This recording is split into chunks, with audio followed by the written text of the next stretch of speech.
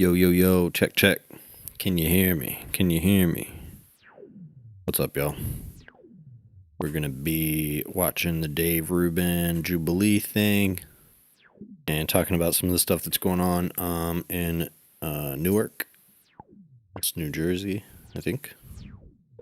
And yeah, but first we're going to have some fun watching Dave Rubin. And then I haven't decided yet, but I might freestyle stream as well. Freestyle on this stream. But for right now, I'm just thinking about, I'm going to just chill. I just wanted to watch this Dave Rubin thing because Jubilee, it's probably not worth it doing a video about it because Jubilee is very, annoying about their fucking... I'm going to play some beats in the background. A little bit of annoying.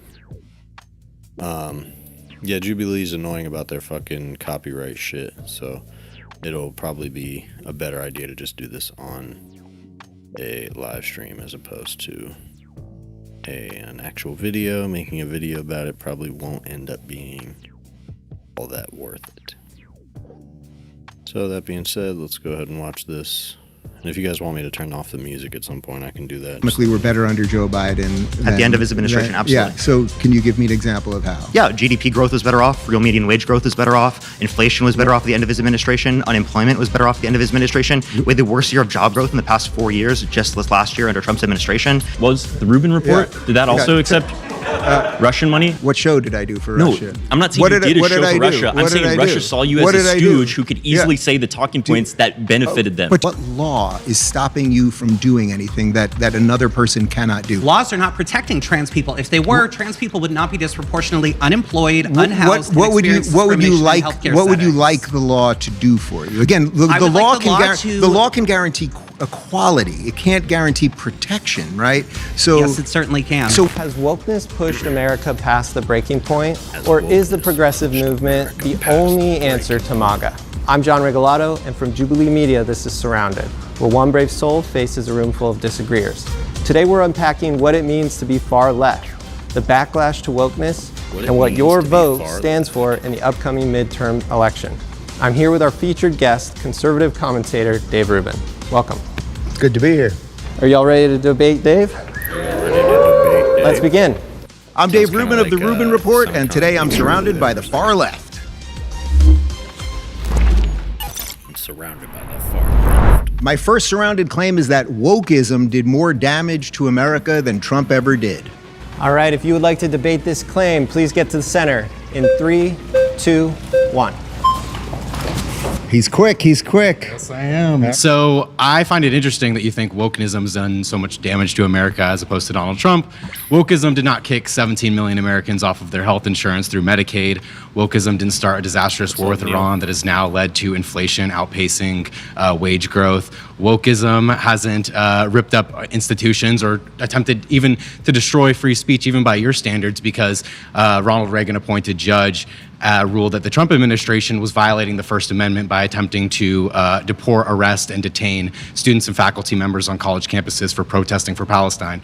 Wokeism, to me, it doesn't even have remotely as disastrous as a track record as Donald Trump. Well, how would you define wokeism? I guess we should start with that. I think wokeism is a pejorative term that's used to describe left-wing cultural politics. Right, and what do you think left-wing cultural politics are? I'd say left-wing cultural politics include just the broad attitudes towards social justice, especially for minority groups that have faced persecution in various ways. Okay, so I think the simplest way to define wokeism is basically collectivism on steroids, and usually as it applies to race and gender, meaning that you should be judged based on the color, you actually should be judged based on the color of your skin and your sexuality and your gender and a whole bunch of immutable characteristics. And depending on where those fall on the left's kind of hierarchy of importance.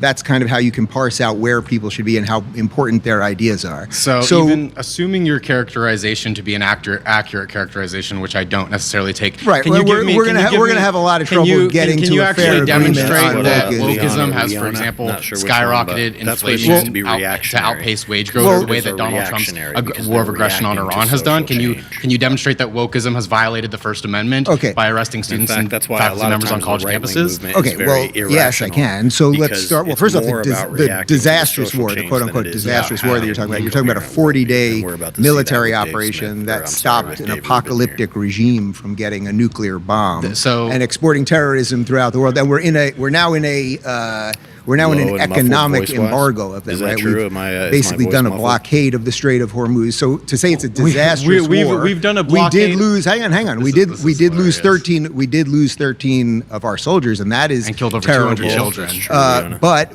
things happen in war, right? Yeah, things, yeah. Well, things do happen in war. You can laugh at that. Hold on.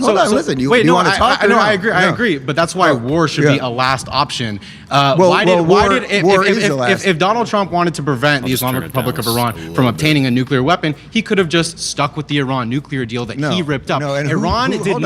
Iran did not enrich past the 3.67. Wait, they didn't enrich past the 3.67% agreed upon in the JCPOA. Can you hear me They better only now got to 60% after Donald Trump left that deal and then started doing aggressive action. I must say, I'm impressed with your talking points. You got impressive talking points, and you memorized them well. They're not correct, but I am impressed. Okay. First off, the Iranians admitted in the negotiations right before the war started that they were enriching past what they were allowed to. That's number one. Number two, you also have to go on the assumption. You also have to go. Hold on. Because we hold on. You also have at a time. You also. So I could be wrong, but he just said that the Iranians admitted before the war started that they were enriching more than they were supposed to, but we had no agreement with them before the war started. We only had an agreement with them before Trump tore up the JCPOA. I always forget. Let me see if that's what they said. Started that they were enriching. First off, the Iranians admitted in the negotiations right before the war started that they were enriching more than they were allowed to. Allowed based on what? There was no agreement that they were breaking before that. So that's what you're going to see consistently from Dave Rubin is talking points without any real basis. Equality seems like oppression, and a takeaway system of abuse is to go against the cross and the flag. Yeah, that's a fact. They were enriching past what they were allowed to. That's number one. Number two, you also have to go on the assumption. You also have to go. Hold on. Hold on. You also have to go on the assumption or acceptance that can you agree. Yeah, of course. They've been using the nuke excuse forever, but I mean they'll never. They don't need any better excuse, and they don't even need to prove. Even in Dave Rubin's argument here, they don't need to prove. They're not able to prove that Iran has any actual infrastructure or is actually building nuclear weapons. It's just about the enrichment, which is a big part of the process, but that's not the same as being able to, send a nuclear bomb. So it's interesting when they tell us that they're 2 weeks away from a nuclear weapon. No, they're not. They may be a certain amount of time away from a certain level of enrichment that is needed for a nuclear weapon, but that's not the same as building the infrastructure for a nuclear weapon.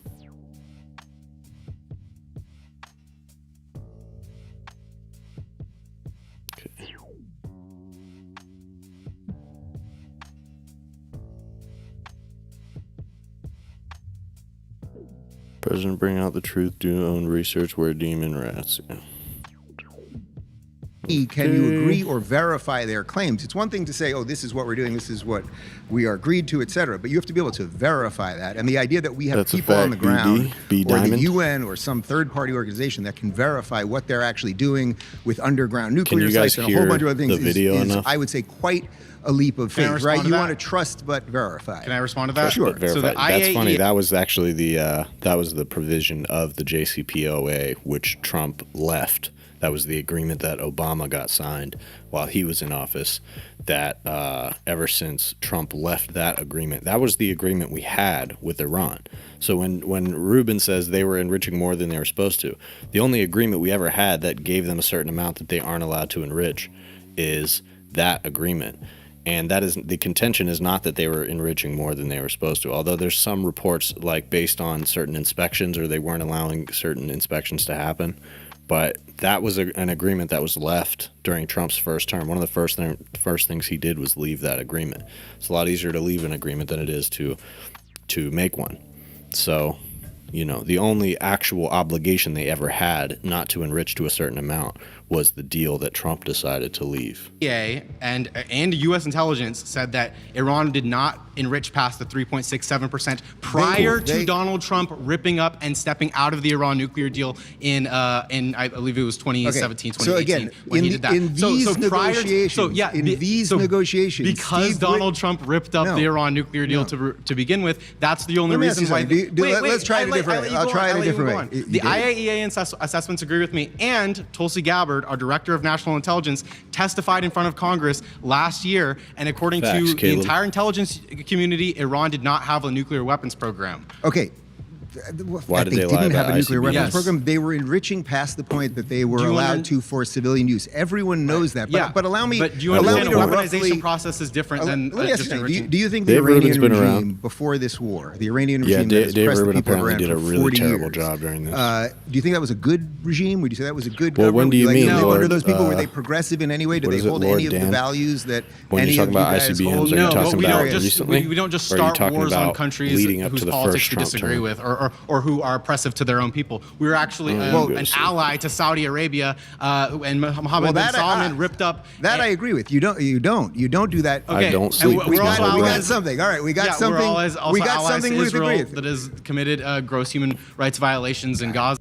We were actually on. Of the values that any of you guys hold. No, but we curious. don't just start wars on countries whose politics we disagree with, or who are oppressive to their own people. We were actually an shocked ally Rubin to did a Saudi terrible Arabia, job? Yeah, you shouldn't and be. I Mohammed feel bin like Salman that's ripped up. That I agree with. You don't do that. Okay, and we we're also allies. got something. All right, we got Yeah, something. we're also We got allies something to we Israel agree with. that has committed gross human rights violations in Gaza. I'm shocked that Israel came up.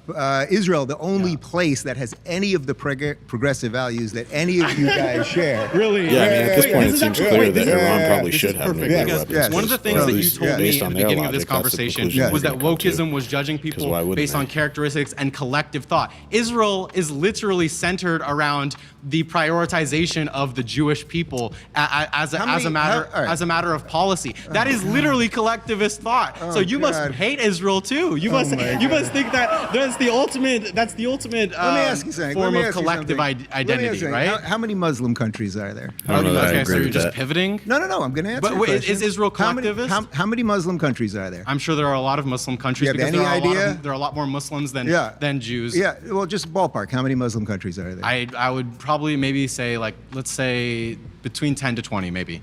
All right, you're off by about 40. There's about 52 or 53 Muslim countries. Yeah. In any of those countries, how's it going for minorities, women, gays, Christians, Jews? Yeah, I can say that other nations it's extraordinarily repressive. But like I said, We got to pause there. We No, got to no. pause there. You've been voted out by the majority. Okay. Please return to your seat. It's weird. The last episode I saw of this, they let them finish their point at that part when they get voted out. Maybe it's just because he wasn't in the middle of making a point when that happened.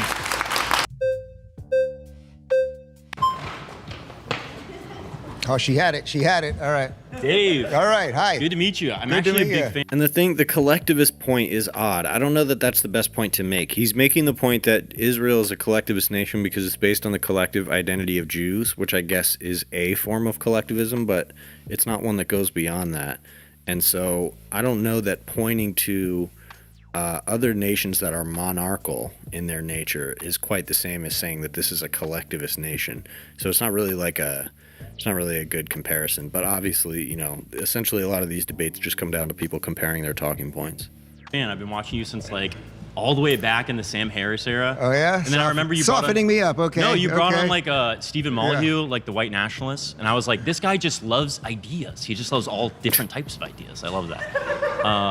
But yeah, just wanted to talk right now specifically about the difference Sam between Cedars progressive gonna have fun values with that and one. the MAGA coalition. Sure. It seems to me that all of the ills that are attributed to wokeism are typically things that people find annoying. So people being overly, policey about their pronoun usage or talking about specific groups that might seem extremely marginalized. That's what I typically hear from the right. I don't hear like a degradation of like society unless it's the far theocratic right. And I don't think that you ascribe to that. Would you call yourself a theocrat? I mean, I wrote the best-selling book on classical liberalism, so it's funny. I get called a conservative all the time. I actually happen to be a liberal in the truest sense of liberal. You should join the circle. Progressives are not liberal as a general rule of thought. Yeah. Yeah. For me, I just feel like that type of like annoyance that wokeism Progressives presents are not to the world liberal is not is a lot true. less dangerous than like, I don't know, the coalition that you're a part of that like condemns people for having children when they're in gay marriages, or says things like, you know, people that are of particular sexual orientations don't deserve the same equal rights. Would you say that that's something that's dangerous? A coalition is going to have all sorts of people. The person in it. above you. So it's like MAGA, if we were talking ideological about diversity. if we were talking about what MAGA is, what I like about MAGA actually is that it's not a specific set of you have to believe this exact set, right? You have to believe these exact some people in MAGA can things. believe like gay couples can have kids, and others can believe like that's degeneracy and those people need to be jailed. Well, those are like the difference of ideas. The tough answer to that is yes, as long as you're not trying to litigate someone's life. I am around a lot of conservatives all the time, and particularly Christian conservatives, let's say. So here we have Dave Rubin on record saying that his association with MAGA is based on the fact that they are not litigating people's personal life, specifically the personal life of gay people and whether or not they have children, which Dave does have. So his problem isn't being in a coalition with some people who believe, and he knows they believe, that he shouldn't have those kids. But the idea is that they're not going to litigate or try to create laws that prevent him from having kids, despite the fact that they're essentially what they're going after right now in terms of DEI, all the way down to blowing up school children in Iran. All of that is acceptable as long as they're not litigating really his life specifically, because they are litigating people's lives. They generally are not for gay marriage. By the way, there's not one mosque in the United States that performs gay marriages, which is worth noting. Why are you so focused on Muslims today? I'm just giving you giving you a fact. I've heard Dave Rubin make this point before as well, that there are, about mosques and gay marriages. He's made this point about Zohran Mamdani, that Zohran being associated with any mosque is essentially him being homophobic. It's just insane for him to make that point. While somehow trying to argue for MAGA, which is specifically the reactionary wing of Christianity. Like, it's not just, Christians in general and like more liberal Christians that are MAGA. The liberal Christians are not MAGA. The pro-gay Christians are not MAGA. So he's arguing that Muslim culture and religion is unfairly repressive when he doesn't even support the more progressive wing, religious wing of Christianity, which he claims to support on some level. Trump isn't even popular among his base. That ain't true. That is not true. If that was true, we would not have had to deal with him for this long.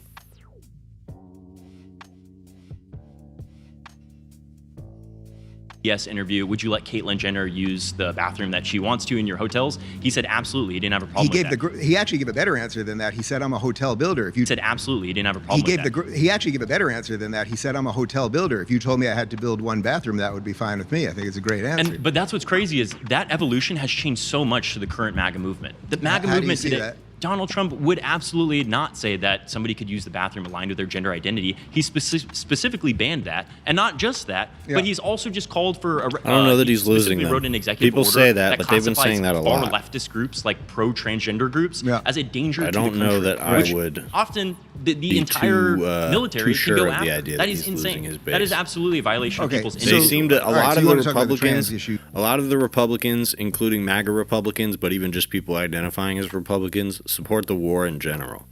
And while there was some noise in the Epstein base or in the Trump base over the Epstein stuff, it didn't seem like that really affected his polling numbers with his base never went down because of the Epstein stuff.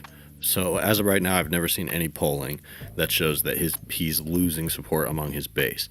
I've only seen stuff like you're saying, Bard or Bardi, that they're getting more quiet, or you're hearing more that they're struggling to defend him. But you got to think that this is a base of people that they weren't always loud about supporting Trump. Some of them were. There was always a loud core base. But a lot of people that have supported Trump have been pretty quiet about it this entire time. So what you're seeing is that people are feeling less confident about the fact that they support Trump, but especially when another important election comes around or something else, you know, you put some progressive up against whatever the Republican is going to be in 2028, or Trump goes dictator mode and people have to pick a side, you're going to see pretty strong Trump support. I don't think it's gone away. You sort of broadly, I want to talk about the MAGA coalition what that claims to be pro-individual liberty, right, yet wants to police the way that people express themselves. But what are they doing? That also wants to police people's bodies, that want to go after people specifically because of their ethnicity. Right. None of that should be Okay, so tolerated. Donald Trump is in the middle of his second term. Gay marriage is here. It's passed. It's a just then cause. Why are I believe in individual rights. Wait, you're friends with Michael Knowles, right? Chant for the death of yours. Yeah, so what's that coalition again called? I think it's like less people why do you that's think trying they do to that? actually get We've rid of been bombing Obergefell them and overturn gay marriage and rights. other Does that not countries like concern you? them. For a long fucking time. If you want people to not chant death to America, then you should not support bombing them and continuing to start wars. Start wars unprovoked. Well, first off, I've never heard of that specific organization, but what I can tell you, you're friends with them. Michael is part of. I just don't know what you're talking about. But what you I can would look it up right but now. what I would it's say called is less than. no. And it's Lila Rose, Michael Knowles. I think it's I don't know if they stole Daily 24. I don't know that we have okay, evidence but for that's that. not Donald Trump. I understand they want to go away from this. No, that's not topic. Donald Trump. Well, first, to actually get rid of Obergefell and overturn gay marriage rights. Does that not concern you? Well, first off, I've never heard of that specific organization. But what I can tell you, you're friends with them. Michael is part of. I just don't know what you're talking about. But what you I can would look it up right but now. what I would it's say called is less than. no. And it's Lila Rose, Michael Knowles. I think it's what's that guy's name at the Daily Wire, the head one? But okay, but that's not Donald Trump. I understand they want to go away from this. No, that's not topic. Donald Trump. That's not the head of the party. I have friends that. Well, first off, Michael and I are friends, but there is a cap on our friendship. There actually How are you friends with someone who doesn't want you to be in love, my man? He doesn't want me to be in love. He's had dinner at my house with his wife. My husband. He says this him. all the time. So right now, this guy is saying that he's pointing out that Dave Rubin is friends with people like Michael Knowles, and he's been called out about this about Ben Shapiro before as well. And his whole thing is like, oh, they'll come and have dinner with me. This is what he tells himself in terms of like, oh, I can have a reasonable coexistence with these people. They'll come, they'll have dinner with me, they'll show respect for me. I think Ben Shapiro told him, I wouldn't come to your wedding. I'll come, I'll hang out with you, I'll come to your house, I won't go to your wedding. So like that's the level that these people respect him. And he tells himself that he's never gonna see the day when it personally affects him, when he's on the chopping block. And this guy's pointing out to him that people you're friends with in this conservative movement are part of groups that are pushing for the overturning of Obergefell, which could potentially make your marriage as it exists illegal, but certainly would make it so that you couldn't get married like No. But think about what you're saying. Think about what you're saying. But what I want to say your name. Wait. Hold on, champ. You know, in your world of how tolerant you are showing me you are, you're actually showing a remarkable amount of intolerance. Check. Because although I don't know the group that you're talking about, Michael Knowles. How's this as sound? a human I feel like it being was there's probably has been to my a house, double and my playing there for a husband second. has cooked him lamb. Is that better? And we have enjoyed evenings together and shared personal moments and all of those things. Now, do we agree on absolutely everything? Of course, the answer to that is no. And if Michael or anyone else was trying to lead some organization that was going to go against my civil rights, well, that is where obviously we would have our difference of opinion, of course. Dave, but I also respect people's religious beliefs. They're allowed to have their religious beliefs. Their religious beliefs are not allowed to legislate my life. This is all very separate from the trans thing, which obviously I sense is going to come up a few more times. I'll just say real quick, I'm not trying to come after you. I believe that you should have the full liberty to have the family of your choice. But what I will say is I'm glad Michael treats you with respect individually when you guys are together. But when he goes in front of his platform and says that a video of two gay men having a child is the most disgusting thing that he's ever seen, which is a quote, you can look up the tweet. Michael said that child is in one of the most dangerous situations he can think of, which is crazy to think of all the abusive parents that actually live in this society, regardless of sexual orientation. And you're going to look at a happy family and say, this not is religious disgusting. in here. That should feel like a violation. Okay, so I didn't see that video, but if what you're asking me is do I agree with, if let's just say what you said is true. We know that you don't agree with that. You shouldn't agree with that, I would hope. Dave Rubin has a child with his partner, with his gay partner. They adopted a child, I believe. They may have even did surrogacy. And so, you know, Dave Rubin just never wants to accept that this would ever affect him personally, even though it's being laid pretty bare here. So he's going to say, look, we disagree on this. But the truth is MAGA has been enormously politically effective. It would be one thing if this was an impotent right-wing movement. Dave Rubin could make his money doing it, and it would be all good. But it's not that. It's not an impotent movement. They have overturned abortion in the same way that they could overturn Obergefell. The type of groups that this guy is pointing to as trying to overturn Obergefell are the same ones that successfully, or similar types of groups that successfully got Roe versus Wade overturned. And the truth is, the sad truth is that Dave Rubin would still keep saying the things he says, even if they were directly going after Obergefell, even if Obergefell got overturned, which could happen in this Trump era. They might do that.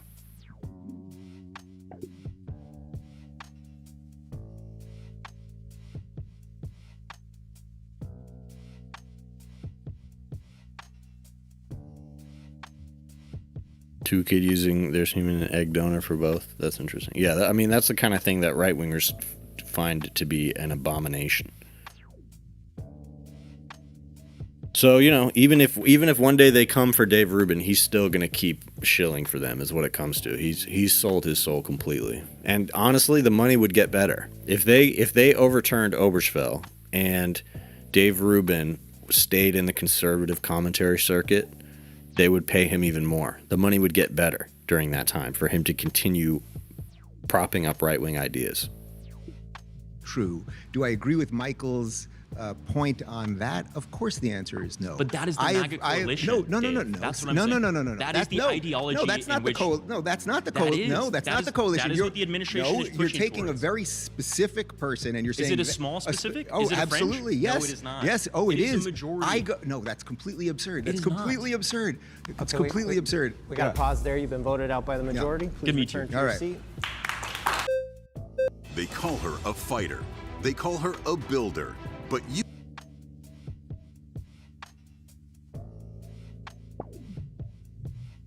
So yeah, I mean, we're getting the pretty usual from him here.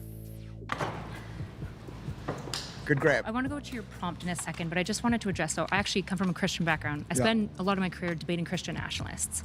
And even the nicest Christian nationalists, Grift. they do want to take your rights. I spend a lot of mean time grift, talking to Brian? these people, even the really nice ones. Where's so Brian? I just want to be careful, and I guess I want to say, I remember when you posted about having your kids. Yeah. It was on always Twitter. a grift as well. Congratulations. Yeah, on your thanks.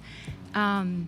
The comments were No, Candy, he's saying it was a horrifying. grift. I don't know if you remember, but it was Christian nationalists and Republicans tearing you and your husband down for having a child.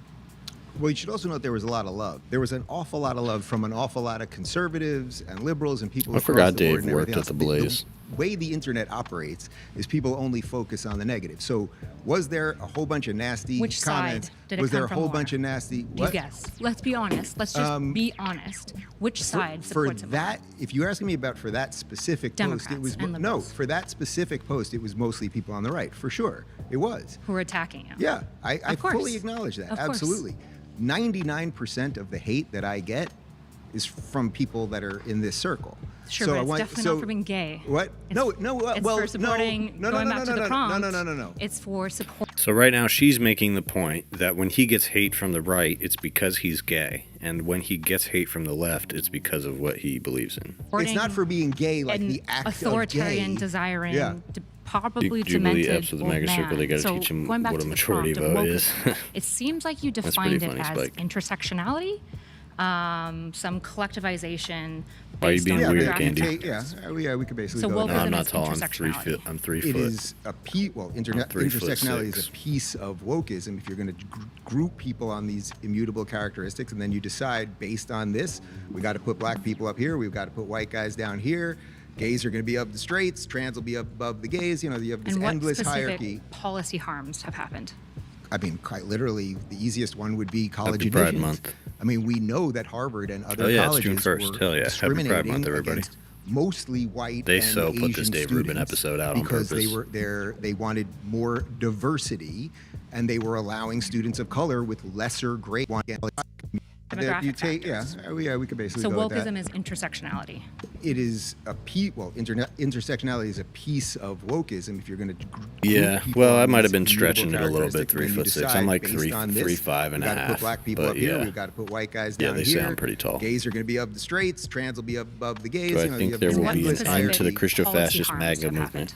happened? The MAGA movement, literally, yes. The easiest one would be Christo-fascist college movement, I don't admissions. know. I mean, we know that Harvard and other colleges were discriminating against mostly white and Asian students because they wanted more diversity, and they were allowing students of color with lesser grades to That's get not in. true. That's not true. That's always what they say about DEI, and that's not true. It's not about lowering the standards, and I don't think anybody has ever produced evidence that standards were lowered in any of these instances in order to hire people or accept them into school. That's not what DEI was about ever. There are some people who make the argument that DEI programs haven't worked, that they essentially haven't fixed inequality, or that inequality hasn't changed. And even in some of the cases where there's less diversity in these sectors that have had DEI programs than there should be. And I think that is a valid critique, but it is not true that they lower standards like for grades. The point is that there are qualified black students, there are qualified non-Asian, non-white students that get overlooked because there are an abundance of qualified white and Asian students, and so they get overfavored. That has just been the pattern that we've seen. It's possible that some DEI programs aren't the right way to fix that, but that's different than saying that those DEI programs favor people with worse grades over people with better grades. That's not true. As a general rule, If we're worried about universities, who's cutting their funding? Well, hold who's on. Do you cutting agree? science Do you funding? agree? Do you agree that Especially that Dave happened? Rubin, Instant Mash. to That's some that's degree. what the purpose of a guy like Dave Rubin is, to just repeat things that aren't true enough times that it kind of becomes canon. And like somebody as dumb as him, that's kind of like the only thing that he can do. I think it was overblown to a Well, large degree. yeah, I Because mean, affirmative action. Aren't they like, one and the same Shark Tank? No, I think the Christo-fascist movement is going to outlive the MAGA movement. The MAGA movement is the one that I see having being on borrowed time somewhat, but the Christo-fascist movement is going to evolve into something else, and the question is, how empowered is that Christo-fascist movement going to be when the MAGA movement is no longer at the helm of it? Harvard self-funded additional spaces, meaning that no one failed to get a place because of the program. Harvard self-funded additional spaces, meaning that no one failed to get a place because of the program. I don't know about that program specifically, but I don't know. First of all, even that is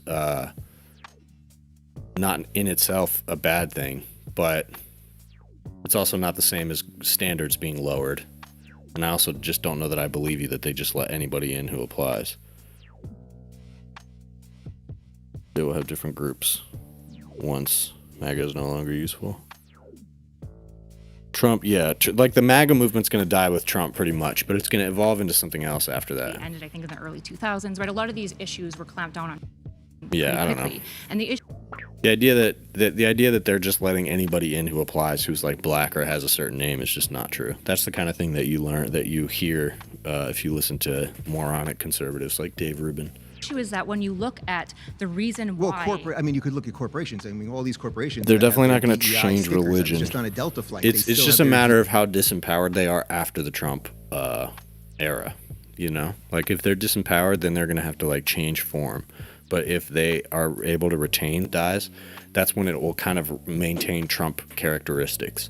But if the Trump thing backfires, then they will have to change form, and eventually, you know, if a couple decades later, they'll have to wrap the same ideas in a different message. DEI sticker on there. DEI is not inherently a bad thing. Why would diversity ever be a problem for anyone? Well, diversity in and of itself is not a problem. But if you say we are going What about inclusion? We are going to hire people and we are going to factor in. Yeah, all I of these agree, immutable Shark Tank. I think a lot of times the inherently by saying DEI you're gonna programs, elevate- the DEI programs are something that they do in place of making actual change, which really would just be more equity. A lot of these racial inequality problems would be solved by increased equity for employees and like just reducing inequality of wages in general, or like raising wages, because I think if you do that across the board, it's going to disproportionately affect black people and minorities.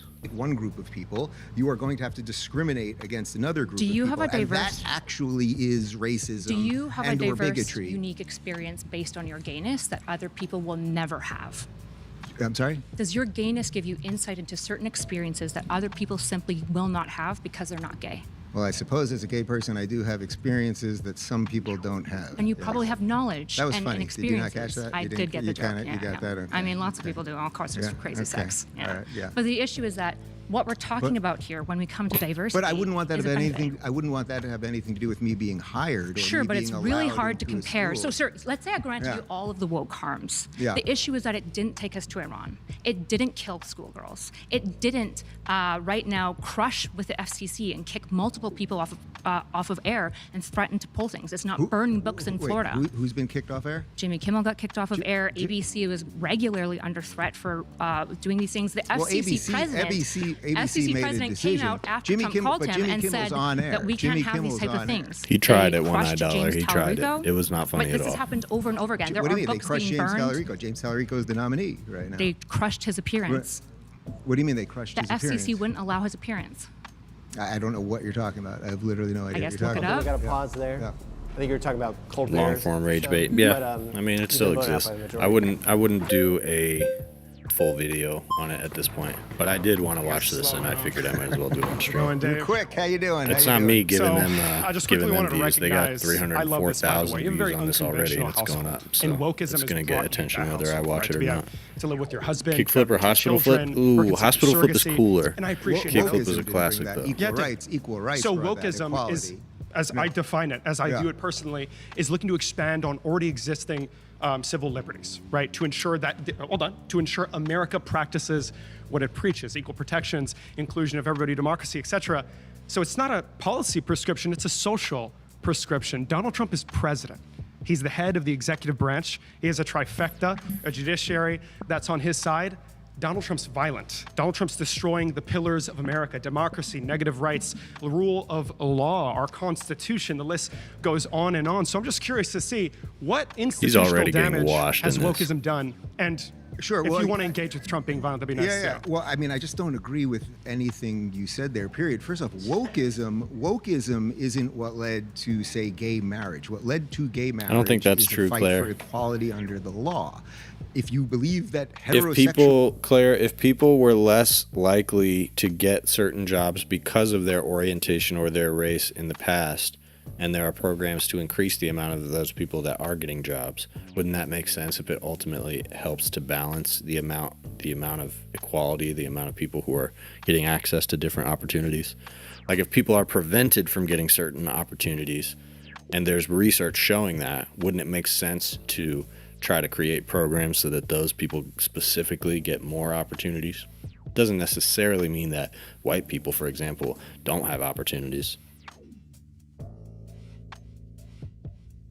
marriage, that an adult should be able to engage in any sort of contract with another adult. There's and a that lot has of to be panic- equal. That's what panic equal protection, coming which out you of just the mentioned, UK about is, stuff like and that's that. actually what the decision was based on. Yes. So that was not wokeism. That was the promise of America, which is the promise of individual rights. Yeah, I mean, and the whole equal idea of opportunity. woke is just a as for straw a few man. of the other things that you said there, again, if we could do you want to do the Iran thing again? No, I said Donald Trump is violent. Yeah, so Donald Trump is violent in what sense? Yeah, so I also want to mention the reason why you left the left, correct me if I'm wrong, Kathy. is because you believe progressives were turning to authoritarianism. Am I correct there? I mean, No, that's That was not your true. It's previous not video. about. You It's can't not do it. about reducing. Settle down, Chip. There was a monopoly of It's not about reasons that I did reducing that. That's what I'm- the standards. That's a lie. That's told to people so that to turn them against these programs. But it's not about that. If you have a pool of qualified candidates and people who are white tend to be favored more, then it makes sense to, in some cases, favor people who are not white if all the candidates are qualified. So there's no evidence that standards for any program, whether it's a government or private jobs, are lowered because of DEI programs. That's not true. Correct? Yeah. Do you think it's authoritarian for Did I the cover president Hassan of the getting United his States visa to call revoked? for the No, death not of yet. 6 I'll probably active members of the talk legislature for about it making at a some point video this week. that is totally fine and legal? It's interesting.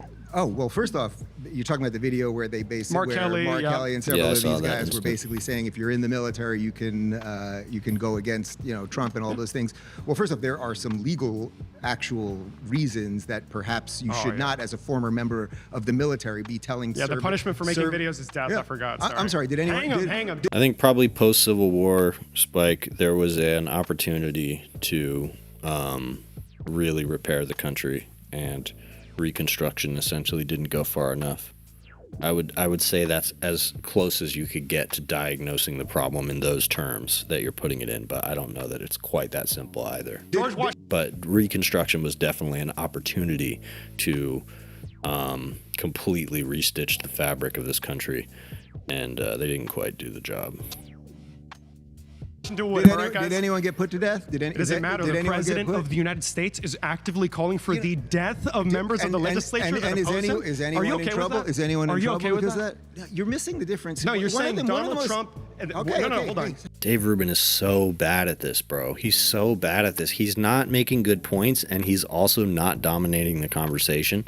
You got to do one of those two things, bro. You have to. You can't show up to this Jubilee debate. If you're gonna come with the dumbest talking points on the planet, you have to at least be willing to blow through these people. Maybe that's Dave Rubin's problem. Other than just being kind of dumb, he's like a little too nice for this. Hang on. Let's just understand the prompt here. You said wokeism has done more damage than Donald Trump ever did. So explain. Can you tell Yeah, I me agree a with you, single Shark. time wokeism is But you have to doing explain- something remotely similar? Totally agree, $1 dollar. Remotely similar Okay. as Donald You Trump want damage? being slightly You want damage? sarcastic. I can give you damage. Let me explain No, I something. can give you Let the me- damage. Hold on. Hold We're on. running out of Hold time. on. Of Hold on. course. Let me explain something to you. Donald Trump, all you need to know about, for anyone of you guys that think that Donald Trump's coming for you because you're gay or you're trans or something like that, or you're black or anything else, might I recommend you just read Art of the Deal, which Donald Trump wrote about I read it. 40 It's years terrible. ago. It's terrible. He's just Hold discussing on. his activities Okay, but throughout you the can, week. You can Of all the books in the world, Dave Rubin is telling you to read Art of the Deal by Trump, a book that he didn't even fucking write, a book that was written by a guy who helped. What you should do is watch The Apprentice. I'm pretty sure the guy who helped write Art of the Deal had a lot to do with The Apprentice, the recent movie about Trump. Go watch that if you're interested in some insight into Trump's character from a person who knew him and helped him write Art of the Deal. dismiss it. You can dismiss it, but Donald Trump gave you his playbook 40 plus years ago. 40 plus years ago. Yeah, Shark Tanko, that's a good point, because that would be DEI, not only because they're hiring an LGBT person for that role, but because even the existence of that role in the first place would be DEI. So saying that there is a need to study things specific to the LGBTQ community is exactly the kind of program that is created and staffed because of DEI programs. He gave They're you not. the They're playbook. to be totally clear. They're not all like that. That's not the point of all DEI programs. But that is a good example of the type of program, the type of study that wouldn't be done unless a program like that was created. On how he negotiates. He leads with So crazy this is irrelevant to what I'm things. currently talking about, right? No, it's completely. No, you asked me about damage. I can give you examples, but you don't want them because you know you're going to get fried. No. No, that is the truth. It's completely Donald What is Trump true tried to stopping the rewrite the government? Constitution via executive order with Executive Order 14160, and it was followed up by 141601, where they used this to target individuals for. Spike, I don't know exactly what you're saying, but I mean, technically nothing stops them other than pushback from the people. America is a place where the government is subject to pushback from people in a way that other countries have, like China or the USSR, did not set themselves up to be. So if China wants to seize land and build a railroad or do something else with it, they can do it. There's no dissent is going to happen. Although there may have been cases where people successfully, prevented their land from being taken. But there's no forum for that. In America, there's a forum that would prevent the government in theory. So even if we built the greatest, the best transnational fucking rail system that anyone could imagine, eminent domain and actually being able to clear that land, especially, if there are people there who have been there for a long time and don't want to leave, that would be a real problem in a plan like that. And that is partially because America is a place where people can push back on certain things like that. You see that happening a little bit with data centers as well. pro-Palestinian speech like Mahmoud Khalil, and this was already ruled upon, by the way. All right. I'm sure you know about this, correct? Yeah. Okay, first but he off, tried to there is rewrite the Constitution to be executive order. Can the president? It's not a show. It's a movie called The Apprentice. Watch the movie called The Apprentice. It is a movie about Trump that's recent, from the past couple years, from actually before he won the second time.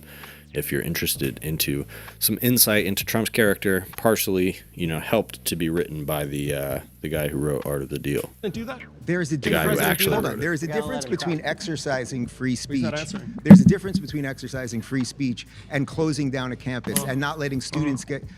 You're an interesting character. Yeah. No, you seem nice.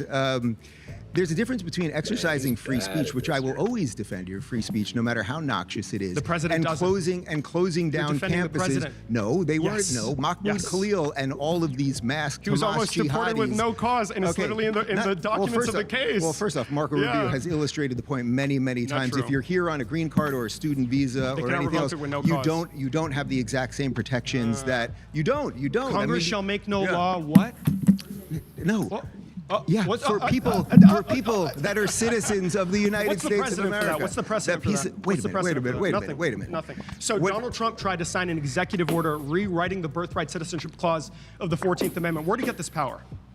Let me ask you something. Do you think is it authoritarian to act on a self-granted authority? Hold on. Can you answer my question? Hold on. You're not going to. Yeah, I got to let me chat here for a sec. Listen. Dave talk. Let me ask you something. Let's try Bro this. is getting So let's say you and washed. your girlfriend went on Washed, vacation. bro. Bora Absolutely Bora. You show up washed. to the most beautiful place on earth, and she's 7 months pregnant, and she then gives birth in Bora Bora. You think your child should be a citizen of French Polynesia, Bora Bora? And you think States That's affirms not that America. solely principle, and I'm sorry. That's the not president- America, bitch. We live in a fucking America. Tired, huddled masses. Bring him here, bitch. president cannot defy it because he doesn't no, like it. the president. That's how our the country president, works. No, and you that can is an fight example it. of damage to you America. can fight it in the courts. You can fight it in the courts. He doesn't right? like the courts. He Yeah. ignores them. Prior to the Alien Enemies Act removals, Emile Beauvais. Okay, we're out of time. We got to stop there. Okay, got you. My next surrounded claim is if you still vote MAGA for doesn't believe in Democrats anything. 2020 MAGA doesn't believe in anything because it's reactionary. So they fundamentally only believe in reacting to any type of progressive or left-wing change. And that's the reason that a person like Dave Rubin can have such a completely incoherent ideology and still, have popularity within the movement, and also be a gay man professing this stuff, which a lot of the people who even watch him don't support. It's because there doesn't have to be any underlying logic to the project as long as it is to the end of suppressing progression in society and any type of left-wing ideology. 26, you're voting for broken cities, broken schools, and broken borders. If you would like to debate this claim, get to the chair in 3, 2, 1. What was it? Hey, how are you, Santana? So, can you explain a little bit about what you mean broken cities, broken Santana's schools, a cool broken name. borders? Sure. Well, broken cities, I would basically, you can boil it down to crime and drug use. And I can tell you, having been here in Los Angeles for the last 36 hours, I have seen more homeless people, more drug use, more urban decay than I have seen in the last 5 years combined What state do you living currently in live in? Florida. Florida? Got it. In terms of schools, it's basically If a politician brainwashing who kids is and teaching leftist them made what to MAGA think arguments, instead of what teaching exactly them do you how mean to by that? think. And then what was the third one in terms of, borders is the easiest one. I mean, under the Biden administration, we let in somewhere, we don't even know what the actual number is, but somewhere between 16 to 20 million illegals. And what's crazy is they don't even care about posturing like, oh, look, even some gay people sports, they don't even care about that. They literally just use Dave Rubin as like, if it's a gay person who's professing the message, that's all the better. But they're not even going to say like, see, look, our movement is accepting of gay people, because it's not. You know what I mean? It's like a lot of these people are kind of uncomfortable with the existence of Dave Rubins and others like him. If Donald Trump did quite literally What's up, Sebastian? nothing else in his presidency, just getting control of the border, I would say would be good enough, because you don't have a country if you don't know who is in it. Okay. All three of your claims are wrong. Pick which one Got you his want to ass. prove wrong on. Encounters estimated 1 to 1.5 million gotaways. Encounters mean people who are arrested. So by this metric, only about 200 or 2 million people made it into the actual country. Total undocumented population. So this says about 4 million. Barbarolo claims 16 to 20 million new undocumented immigrants. Damn, I'm surprised Jubilee is even putting this fact check up. This is a good fact check right here. 21 to 2024. This looks more accurate. And conservatives have been thriving off of this lie that millions and millions of people got in because of Joe Biden. And, you know, some did because there were definitely some issues, and like there was just a lot of back and forth with Biden's policy. And he ended up reinstituting some of the restrictions that Trump had, COVID era restrictions, which were pretty draconian. And, you know, so Biden did that, I think, like halfway into his term, if not 3/4 of the way, maybe. But somewhere between 16 to 20 million illegals. Am I for immigration, Claire? Yes. And of course, you're from the UK, so you're not. Just getting control of the border. Oh, all the Muslims and all the Somalians coming to the UK. I don't really want to hear about it, Claire, to be honest. Say would be good enough because I'm already I'm already listening to one conservative moron here. No offense. Don't know who is in it. Okay, all three of your claims are wrong. Pick which. But also in the UK, it's a little different. I mean, America is a nation of immigrants. So am I supportive of immigration in America? Absolutely. You know, is it maybe a little bit different in the UK? Perhaps. But immigration to the West is happening because of Western policy on war and on climate change and on economics, like capitalism and private ownership of different resources in very poor nations, which forces people to leave because all the wealth leaves and comes to Western nations like the UK and like the Scandinavian nations and like America. So that's why those nations are getting an influx of people. They're forcing people out of the countries they live in because we refuse to create a more egalitarian world system.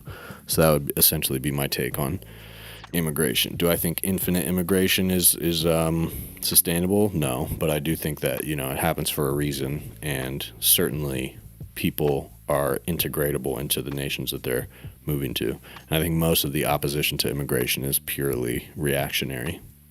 Which one you want to be proved wrong on? Let's do borders. Perfect. Okay. Donald Trump is absolutely the worst president on the border. First and foremost, you can talk about the Langford bill, which was a piece of legislation which would have strengthened our borders, but Donald Trump had that legislation shot down. He wait. So were the borders open under Obama? No. Or under Biden? Let's try that. The borders were not open. What piece of legislation we did not, that he passed to open the borders? No, it's not about a piece of legislation. It's about quite so literally. How do you open the borders without legislation? You just let people through, which is exactly what we're doing. There was no one standing at the borders. Everybody just come right in. In many cases, yes, actually. In many cases, they were quite literally moving barbed wire fence. Where did you get this information? There are videos of it. Have you ever seen the video of Bobby? Did you fact check the videos? Have you ever seen the video of Bobby Kennedy when he was running as a Democrat, standing at the border? He was still a Democrat. Wait, you're talking about the same one that sniffed coke off a toilet seat and admitted it recently? No. The same one that actually took a dead bear and dropped it in Central Park. The same one that actually chopped the head off a whale. You're citing RFK Jr.? Yes, I am citing RFK Jr. No, I don't hear that. Who's running HHS right now? Which he shouldn't be, but that's fine. Yeah. Listen, when you talk about... how many people do you think came in under Biden? Let's see if we're even operating on the same plane. He's getting fucking washed, and he shouldn't be. Like, these are points that he can respond to, and he's just doing a terrible job, dude. The acceptable number is about 10 million. Okay, all right, fair enough. So I'll grant you that. They say it could be anywhere. I've heard 16 to 20 million, but let's say it's 10. Do you think that's good or fair or just or how a country can operate? If it's 10 people, see, this is the difference with a fucking conservative on immigration and a normal ass person. If you're talking, he says, how many people are you comfortable with immigrating in illegally, even if it's 10? Are you fucking kidding me? 10 people? What I think about that is that it's virtually impossible to prevent 10 people from illegally immigrating into any fucking country, and that you're better off focusing on any other issue. But that's, you know, he's only making this point because he wants people to focus on immigration. It's not because it makes sense. It's not because it's good governance. It's none of that. It doesn't make sense at all. It's just, it's an issue that he wants people to focus on. So he's trying to make this point about like even 10 people getting into the country illegally. When you create instability throughout the world, nonsense. And then there's no country in the world that could prevent that. Create an actual quote-unquote border crisis. Think about this. So what instability was Joe Biden causing? What was Barack Obama's nickname? Barry? Deporter in chief. Barack Obama had a negative immigration rate. That means that he deported more people. Bro, there's no way Dave Rubin didn't know that. There's no way. There's no way he doesn't have a good answer for that. Oh my, bro. Let into the country. He has to have a good answer for that. So we can say that there wasn't a border crisis under Obama, right? The border crisis was significantly worse under Biden. But under Obama, was there a crisis? Biden. All of Christ for all of life. We refuse to help others get their country together. What are you referring to, all of Christ? Barack Obama did. Yes or no? Barack Obama. Yes or no, no? Barack Obama did deport. I think more people than Donald Trump. So, Yes. but then I wish you're saying Donald Trump was knows deporting that. more people. Sure, I Okay. agree. So you're saying there was a crisis under Biden? Yes. Okay, Of course. but no crisis under Obama. No, I didn't say that. He was I mean, deporting. yes or no? Yes he or was no? Wait, hold on. Let's do Biden. He had a negative deportation rate. Let's do Biden and Trump. No, Biden no. and I Trump. just Let's need do you the to answer last question. two Hold on, just answer administrations. the question. Yes or no? I am for anyone that will close That's fine. borders I'll just and say, deport I'll say people. no. I'll say no. That's Okay, fine. okay. So if there wasn't a crisis under Obama and there was a crisis under Biden, what happened in between those two administrations? Was there something that happened? Wait, are you blaming Donald Trump for Joe Biden's border? No, what I'm blaming Donald Trump for is when he's actually He is campaigning partially for responsible president for and it. he's going around and to any news organization that will let him speak and telling everyone that the border's open. They're wide open. Come on in. Come on in. And he actually created something that wasn't there. So wait, you're blaming people coming to this country illegally. You're blaming Donald Trump. Donald Trump, who really only appeared because of borders, right? Build a there wall. wasn't a That's border what he- issue. That's what there he wasn't appeared. a border issue when he said that, right? But then when there Well, was we've always instability, no. when there We've always was had a instability, we've always had a completely porous border. That we is had that a is negative very obvious. deportation rate under That's Obama. true. He's correct about created that. the actual desire That's for still people true to come under here Trump because now. he told the lie that the borders was open. Wait a minute, but And why? so But when if he did America, that, if America's then a people started to racist, come here. evil, capitalist country, why would these people want to come here? Because it's still better than the country that they're in. Because the United so States of America's America is pretty keeps good. destabilizing other countries. So we're- What a so- stupid CIA, point. Yeah. our CIA keeps destabilizing So other countries who and did overthrowing other Good countries. point. So who did We're Barack? doing that wait, right now. Wait. So who did Barack Obama destabilize that then Donald Trump allowed into the country? The Yemen. point being is our country come has on, a come on. history of Come on. destabilization. That doesn't Come on. matter if it's left Hold or on. right. So who did Places in Barack? Well, Africa. I'm just But playing answer the your game question. here. Somalia. So who, if- wait, I'm just if playing Donald your game, Trump man. created Wait. the South need America, for people to come Venezuela, here, and Cuba. there was no crisis, then Donald Trump not only created it, but he didn't handle it. I'm sorry, man. Nothing you're saying is making sense here. What you What was won't? You Donald won't. Trump Okay, we deportation got rate pause before there. COVID? You've been voted out. What country did Barack Obama destabilize that caused people to come here Yemen, under Syria, Donald Trump? Venezuela, I guess you'll Cuba. never know. You've been voted out. Okay. What did you say? I guess you'll never know. You've been voted out. Okay. Yeah, I don't know why they voted him out. He wasn't doing as Hey, good as how some are of you? the other people, though. Hello. Yeah. What's your name? What's your name? My name is Maybe. Nice to meet you, Dave. Good to meet you. So I myself am a Democrat. I'm actually running for state senate here in California. Okay. I would argue that I am about as far left as you can get as Democrats. Okay. And I'm critical of the Democratic Party because I actually don't think they're left enough. If we're going to talk about broken cities, here we are in Los Angeles. Los Angeles Dave is is not a getting broken washed. city. He doesn't even I look live at his here. I look at feel his safe posture, walking bro. down He the doesn't even street, look As confident. an openly He's trans, getting non-binary person, as somebody who cooked. does drag, this is not a broken city. It is He's not- his unaffordable heart in is many not ways, in it. But that is the case across the rest of the United States. And if we're going to I think he got rattled by the personal stuff coming up early. It seems like he seems rattled. But I've seen this before. You know, Mehdi Hassan, even though he did a much better job debating, he also looked rattled because of how much open racism that he was confronted with. Dave is looking a little rattled. Even Sam Cedar said he was a little rattled by just the level of depravity that he was confronted with. So in Dave Rubin's case, I think this drag queen would be the first person that has come up that, you know, he would view as like, you know, over the line, over the top. But I imagine that getting called out for some of his personal friendships, etc. Maybe he was not expecting that to. Maybe he was not expecting that to come up so early. Yeah, Democrats are absolutely not far left enough. Not at all. Not even close. Yeah, Mehdi felt lied to, but also, I mean, it was just, I don't think he expected to be confronted with, like, open fascists. He said, it was far right Republicans actually. So this crowd is a lot closer to what it's being billed as, to what Mehdi was confronted with. Where actually during that debate with Mehdi Hassan, a lot of those people even said that they're too far right to even vote, that they don't even support Republicans. That one kid that said he was a fascist said he doesn't even like Republicans because he's too far right. So that's why Mehdi Hassan felt like he was lied to. Although, to be fair, there are probably people in this circle here who also wouldn't consider themselves a Democrat because they're not far left enough, which is partially what this lady is saying broken here. Cities. We actually need to talk about broken states. 8 out of the 10 poorest states in the United States are Republican controlled. And the majority of states that are the wealthiest states are democratically controlled. And these are actually donor states. I don't like people to talking in Republican riddles states. in my And the chat, irony is Claire, that so you're Republicans muted for now. are Although I against let you breathe welfare, for a except while. when it comes to I funding their states. kicked the other right-wingers Well, out of my chat for trolling, I would say but I'm very I let glad you that as a rock for a trans little person you bit, feel so safe you can here. come back should in 30 feel safe, minutes and if I you're still treat anyone chilling. that treats me with respect, you're I going to don't get mind respect you. out I of don't me, mind so I you appreciate that, and I'm glad to hear it. being I assume somewhat you've been to West right. Hollywood, right? I have. I don't mind you being somewhat right-wing in the chat, but you know, just you don't have to be baiting people, including me. I used to live in West Academy. And the irony is controlled. And these are actually about broken cities. We actually need to talk about broken states. 8 out of the 10 poorest states in the United States are Republican controlled. And the That's okay, majority Shark. of states I that kind are- of was letting the chat handle her more, because I didn't want to get baited into a back and forth. That's the problem, is that sometimes people, when they're being coy like that, they'll just like they try to take over the whole stream by trying to bait me into conversation. So I just try not to let them do that. But I don't mind you guys going back and forth with them. are the wealthiest states are democratically controlled. And these are actually donor states to Republican states. And the irony is that Republicans are against welfare, except when it comes to funding their states. It's true. Okay. Well, first off, I would say I'm very glad that as a trans person you feel safe here. You should feel safe, and I treat anyone that treats. Most of the poorest states are Republican-led, while many of the wealthiest are Democrat-leaning.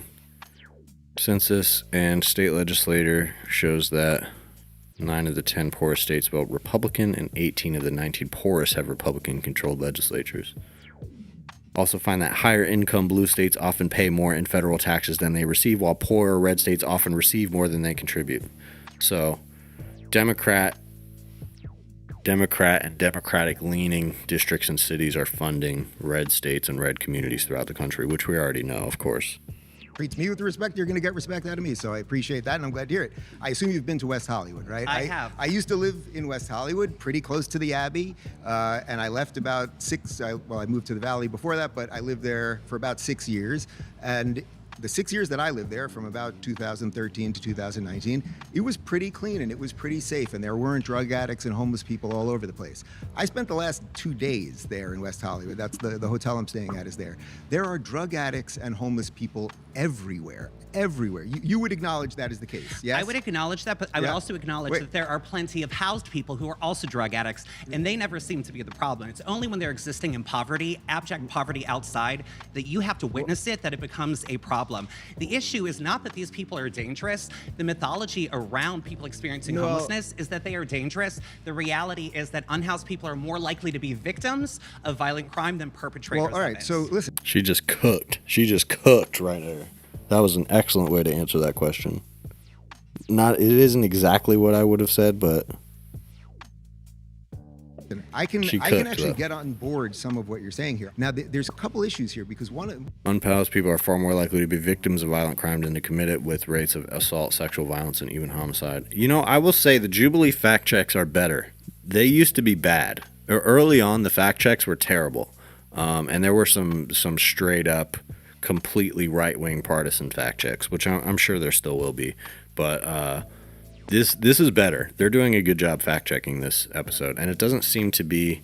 I don't know if it was the Sam Cedar episode or maybe the Mehdi Hassan one, but I remember there was some organization listed as doing the fact checking, and that was like, it doesn't seem like they're doing it anymore, although I wonder who they have doing fact-checking now. They probably hired some people. One of them is not just about violence. If you are going to create the conditions the economic conditions, or whatever you want to call it, that's going to allow for these people to be out on the streets. Would you want to walk a baby in a carriage down that block as these people are there? I don't think you would. I would, because I don't know the last time I've heard of an unhoused person attacking a baby. And these are, you know what? I would say if you, no, it's not fear mongering. If you were a young mother and you were pushing a carriage and there were a bunch of people who clearly were on, well, now they have super meth or whatever it is. But it is real. They just make shit up, bro. It's a real thing. That are on any of these drugs, you would not want to push a carriage down that block. But it's not exactly just about violence per se. I told you I would actually feel comfortable with that. Okay, so you would. Most these people. I'm going to go out on a limb here and say that most parents would not be comfortable with that. But it's not just about that. I would also say if you spend any time, I don't know if you could say most parents live in the cities, but most people live in cities. So plenty of parents live in cities and have no problem with doing stuff like that, and might prefer, to feel a little safer walking down the street in certain instances. But in almost every single case, I don't think you could point to a single case where a homeless person has attacked somebody's baby unprovoked. I'm sure it's happened, but that's not like a thing that's happening. Perfect example of fear mongering. And again, there are right-wingers who do that very well. Dave Rubin is not one of them. He's not doing a good job fear-mongering. These premises that he's bringing up are stupid. He has no good points. Zero. He doesn't even seem like he prepared for this. Disaster too, but if you go down Melrose, you go down to these places that were once thriving. The stores are closed. Okay, there are not shoppers, but it's because of the economic conditions. Exactly, it's a part of the economic conditions. So what we need is economic equity. No. But who's been running? But Democrats have been running this city forever. Democrats have been running the state of California forever. Republicans who are running to represent this city, including Spencer Pratt, is not coming in to build housing for all the issues that there is not enough housing in Los Angeles. But it's not a housing number of people experiencing homelessness. No. Yes, it is, because on any given night. Issue. It's not a housing issue. Yeah, that's true. That's true, Dr. Mike. If you're concerned about where your tax dollars are going, you should be concerned about the ballroom. You should be concerned about the Iran war. You should be concerned about the slush fund for January 6 offenders. You should be worried about the pardons and the federal contracts that are going to Trump's friends, the donations that are coming in through the ballroom, and the money that is disappearing into Trump's pockets. That there are, and it will not work. It will not work. You should worry about ICE contracts and truly functional programs that would help these people immigrant get off detention drugs, center contracts and that could actually work. Like universal. That's where your tax dollars are going. Because guess what? Like we said before, the blue cities are the ones that are funding the welfare for the rural states and the rural cities. And they're getting their money. And the blue states, the people who make most of the tax revenue, whether it's rich people or working people, have no problem with funding that. What people have a problem with is their money going to war and their money going to line politicians' pockets like Trump. That's where money is really being wasted. It's not being wasted on welfare, because the welfare is going in large part to states controlled by Republicans, and they have no problem with that money coming in when it helps them float their political career. Healthcare. I could get on some of that. No, but just saying universal healthcare, and we're going to give healthcare to everybody. Well, Dave, you haven't given me a moment to speak and retort. Yeah, so what I want to say is that on any given night in Los Angeles, in LA County, there are more than 72,000 people experiencing homelessness. The ballroom is crazy. Did Tim Dillon say that? That's Tim Dillon coded. There are more than 43,000 people experiencing homelessness. Yet there are only about 16,000 interim housing shelter beds. Meanwhile, there are more than 250,000 vacant units. Here's the thing: Democrats. Is your argument that Democrats have not funded? Is your argument that Democrats have not funded homeless policies enough because they've My argument is that Republicans are not going to fund it either. They're just going to criminalize our neighbors experiencing poverty, and we cannot criminalize our neighbors experiencing homelessness because they are poor. But you seem more angry at Republicans who've had nothing to do with this. Republicans have literally no influence in this city or in this state. So even if I could grant you some, but they have said what they want to do, which is come in and criminalize people. Ronald Reagan is the one who pushed all of the mental health patients out onto the streets and closed all of the facilities for that, by the way, which has created a perpetual homelessness problem amongst the mentally unwell that has never been solved since then. That's what happens when you end programs like that, which is what Republicans do. Did those programs have serious problems before that? They absolutely did. But what Republicans do is they cut the funding and they end the programs. That pushes people out onto the streets, and that is how you have, these homeless problems. And there's been a lot of failed attempts by Democrats to solve that. There's no doubt about it, and a lot of wasted money. But to act like Republicans have nothing to do with that, again, it's just dumb. This is just a fucking idiot. People who are living poor in public, and that is not going to solve the problem. That is going to shuffle the problem down the street. It's going to create more incarceration. You're angry at in people. the state of California. You seem angry at people that aren't in power and haven't been in power here in decades than the people who are actually in power. If you're angry, I can be angry at both. But if you're angry at somebody, be angry at Gavin Newsom. Gavin Newsom, when he was mayor of San Francisco. Yeah, I know the mental asylums are bad. No question about it. But the point is, like, there's a lot of people who need to be institutionalized and need some kind of good institution. And I believe in general, especially when Republicans are in power, the answer is not to just cut away programs and just let people fend for themselves. The answer is to build existing programs into better programs. Sometimes it takes a lot of ambition, it takes a lot of planning from the government, and it takes a lot of money, and there's no doubt about it. There's no easy way to do it, but Republicans are consistently the ones who get in the way of efforts like that, which is consistently the reason they fail, certainly on a federal level. Can't say that as much in a city like Los Angeles, for example, but at the federal level, that is absolutely what is getting in the way of a lot of homelessness and general programs aimed at poverty, is Republicans purposely sabotaging them. Tell you about the drug and homelessness problem. You don't, but what we don't actually have is permanent supportive housing. We do not have enough permanent supportive housing with wraparound services. So you can't just criminalize people and throw people in jail. No. So we have a fundamental difference on what you can do for these people. I don't think that if you take a bunch of drug addicts and just give them beds, that's going to solve anything. I think it's going to prolong it for the most part, okay? So we have a fundamental difference there. That's just fine. But what I would say is aim your anger. I'm sure that you would probably do drugs. He's wrong about that, by the way. Well. Aim your anger. The research does show that when you give people experiencing homelessness money, put money in their hand, give them a place to stay, or give them enough resources to figure it out themselves, almost in every case their lives improve. They help themselves. If you give people the resources that they need to help themselves, that's usually what they do. Aim your anger at the people who have been in charge. Your anger should not be at Spencer My anger is at the duopoly, which is both Democrats and Republicans. But it's not a duopoly here. I just disagree with you on that, Shark. I think that while those facilities may have been draconian, turning those people out into the street was absolutely the wrong thing to do. We have still, as a nation, we've never recovered from doing that. The only reason that Reagan did that, or that was ever done on any level, is because there was like the growing impression of how bad these things were. Damn, there's a giant spider on my wall. I gotta get this shit.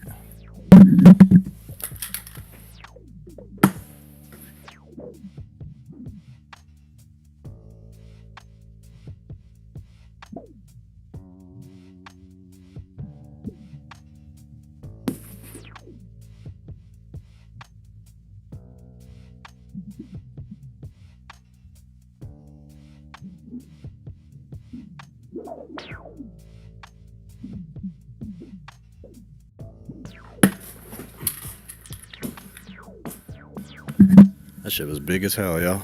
If my girlfriend saw that, she would have flipped her shit. That thing was scary as a bitch. Here in Los Angeles, which has Karen Beck. You've been voted out by the majority. Please return to your seat. Thanks, Dan. What I was gonna say is the only reason they got voted out, or the only reason that they at any point that they decided to turn people out on the streets, is because it was becoming a cultural liability. It was becoming a narrative that they were, torturing people behind these closed doors, and because they had Republicans in power who had the ability to say, we're just going to use this as an excuse to cut funding and be austere, then they just ended the programs, turned people out onto the streets.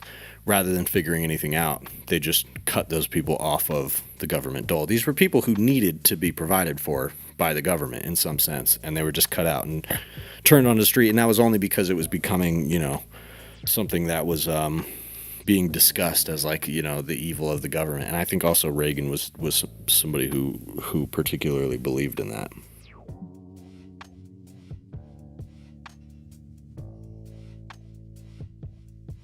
Not in all cases. It was also something that was done on a federal level. But yeah, the states did have a big part in that. And Ronald Reagan was he was the governor of California at one point. So I believe he did that specifically in California. No, I'd absolutely not trust the private sector more. Are you asking me that? Absolutely not. Yeah, thank you.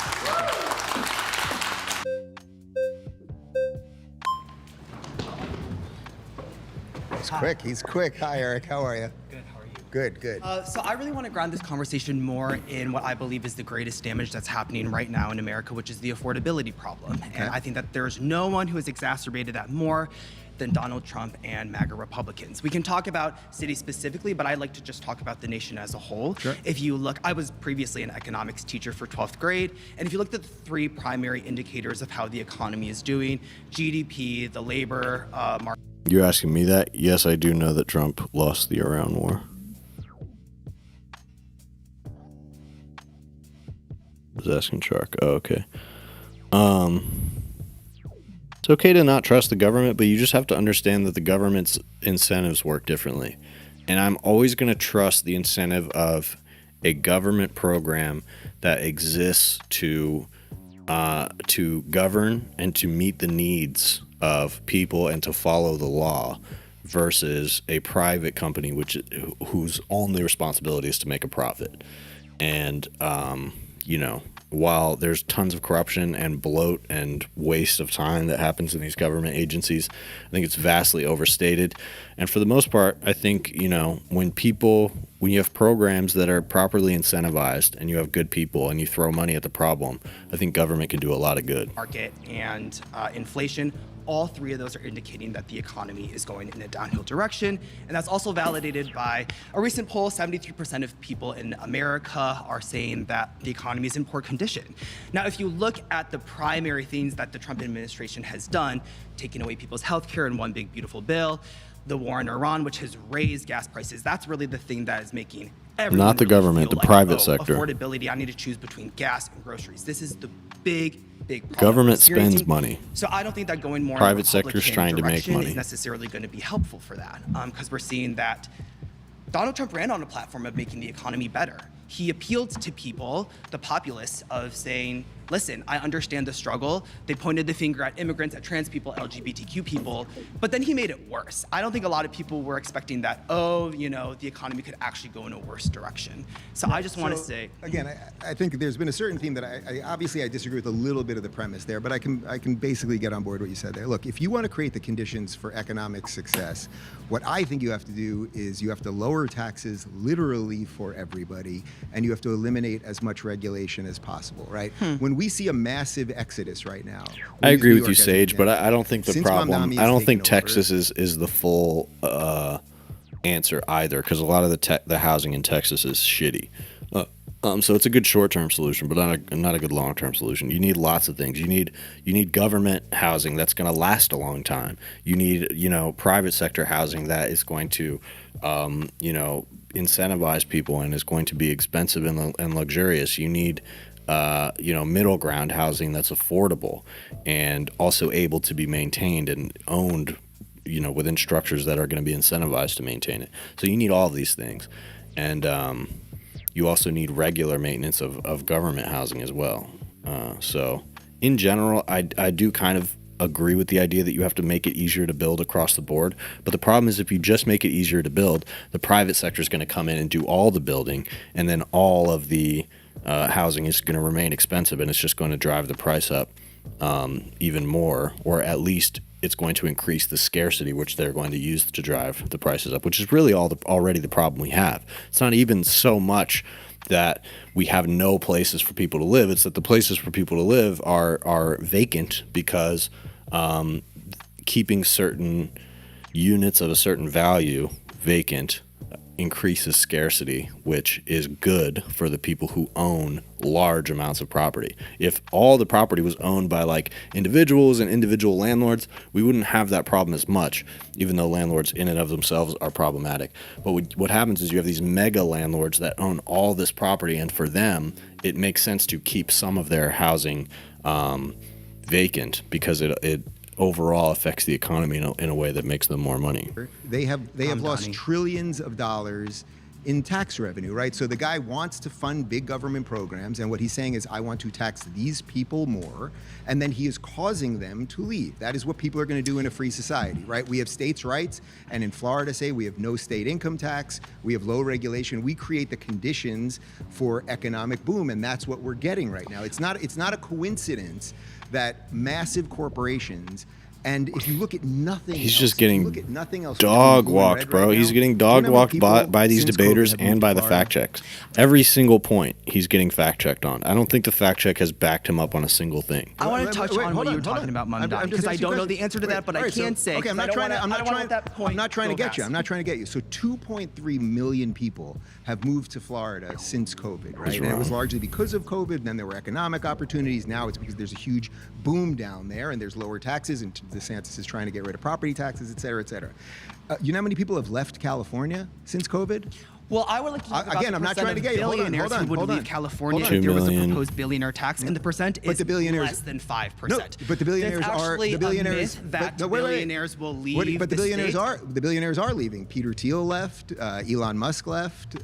Good riddance. But look at Ken Griffin. What does that have to do just with in the what last we're week? doing? Well, if you want, got to pause there. You've been voted out by the majority. Yeah, if you want their money, they're going to take it. All right, I started. Thanks. The leap. He didn't try very hard. No, really. Hi, Kian. Nice to meet you. Hi, good to meet you. I want to talk on broken schools. You mentioned that you think schools are teaching kids what to think, not how to think. I just finished my student teaching program today. I'm getting my teacher certificate like right now. Great. Thank you. Everything we talk about in my program, every piece of what you guys would probably consider to be like woke critical race theory has been so beneficial for me in my student teaching and connecting with our students.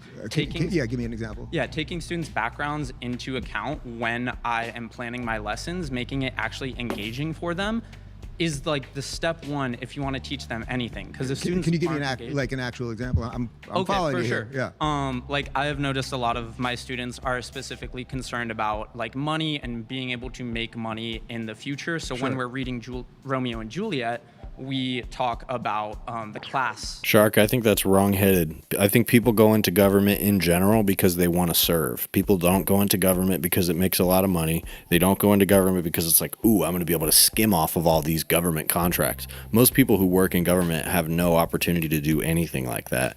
They're only working in government because they particularly care about a certain subject, like housing, like science, like healthcare, whatever, and they want to work on research or they want to work on implementation for that. So I think government programs can get very perverse in terms of what they're actually doing and how the resources are flowing.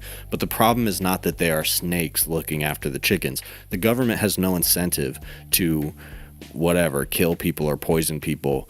It's the private companies that have the incentive to do that. And then it's the mixture of government with those private companies that creates bad incentives for government. But in general, government without those private incentives, government is a good thing because you have people who are just trying to do good work for the most part. And you don't have people who have some ability to like wield power over others. I mean, in some cases you have that, but those are people who have been in these systems for a long time and they have institutional knowledge.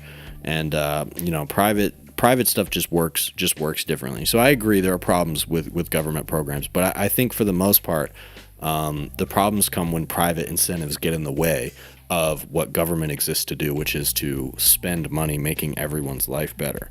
And in most of the ways the government does that, it succeeds. It succeeds in paving the roads. It succeeds in even filling the potholes. It succeeds in, maintaining a certain safety standard in food and in buildings. These things aren't flawless, but these are, it's the nature of government work is that when it works well, you barely notice it. And it's not wrong to look at it as something that can be bad sometimes, but you have to, I think, check your perspective to the fact that like a lot of the good things we have in this society or in any society are an instance of the government working well. The class dynamics at play in that play because that's something they're interested in. So when I talk about that, they can buy in and they can actually do that. Okay. This is something that the right would look at and say is like CRT, you're just like looking at them because they're from like poorer economic backgrounds, so they're doing all this. Well, you haven't mentioned anything related to race. I don't have an inherent problem with what you just described right there. I don't see how that's the right would look at and say they mix at play and talk about money. Can you give me an actual example? I'm okay, following for you sure. here. Yeah. Like I have noticed a lot of my students are specifically concerned about like money and being able to make money in the future. So when we're reading Romeo and Juliet, we talk about the class like dynamics at play in that play. Because that's something they're interested in. So when I talk about that, they can buy in and they can actually do that. Okay. This is something that the right would look at and say is like CRT, you're just like looking at them because they're from like poorer economic backgrounds, so they're doing all this. Well, you haven't mentioned anything related to race. I don't have an inherent problem with what you just described right there. I don't see how that's CRT. We're not trying to teach people what to think. We're teaching them how to think, and the way to do that is by getting them engaged. And I think we see this in that all the top states are all blue states. All the top states for education are all blue states. Florida's #1 in higher education without question. I mean, you check the U.S. News World Report. Yeah, I'm pretty sure Florida's top 3. It's not. We'd it's have not to in check. the top 5. Check U.S. News World Report. We can fact check it. Yeah, Please do. Yeah. What I would say, my basic state rankings put blue states, New Jersey, Massachusetts, and Connecticut in the top 3. Indeed, Democratic-leaning states. Not strictly true that every top-ranked K-12 state is blue. Under all data sets, had to specify that. Overall education in U.S. News state rankings, consistently strong higher education performance, while it ranks around 22nd in pre-K through 12 and sub-rankings. Situation when it comes to education is we should have school choice. We should have charter schools. We should have public schools. We should have private schools. You shouldn't necessarily be. Does it make sense to have state government control healthcare? I mean, I guess it does, but the problem is that you can't institute healthcare across the board.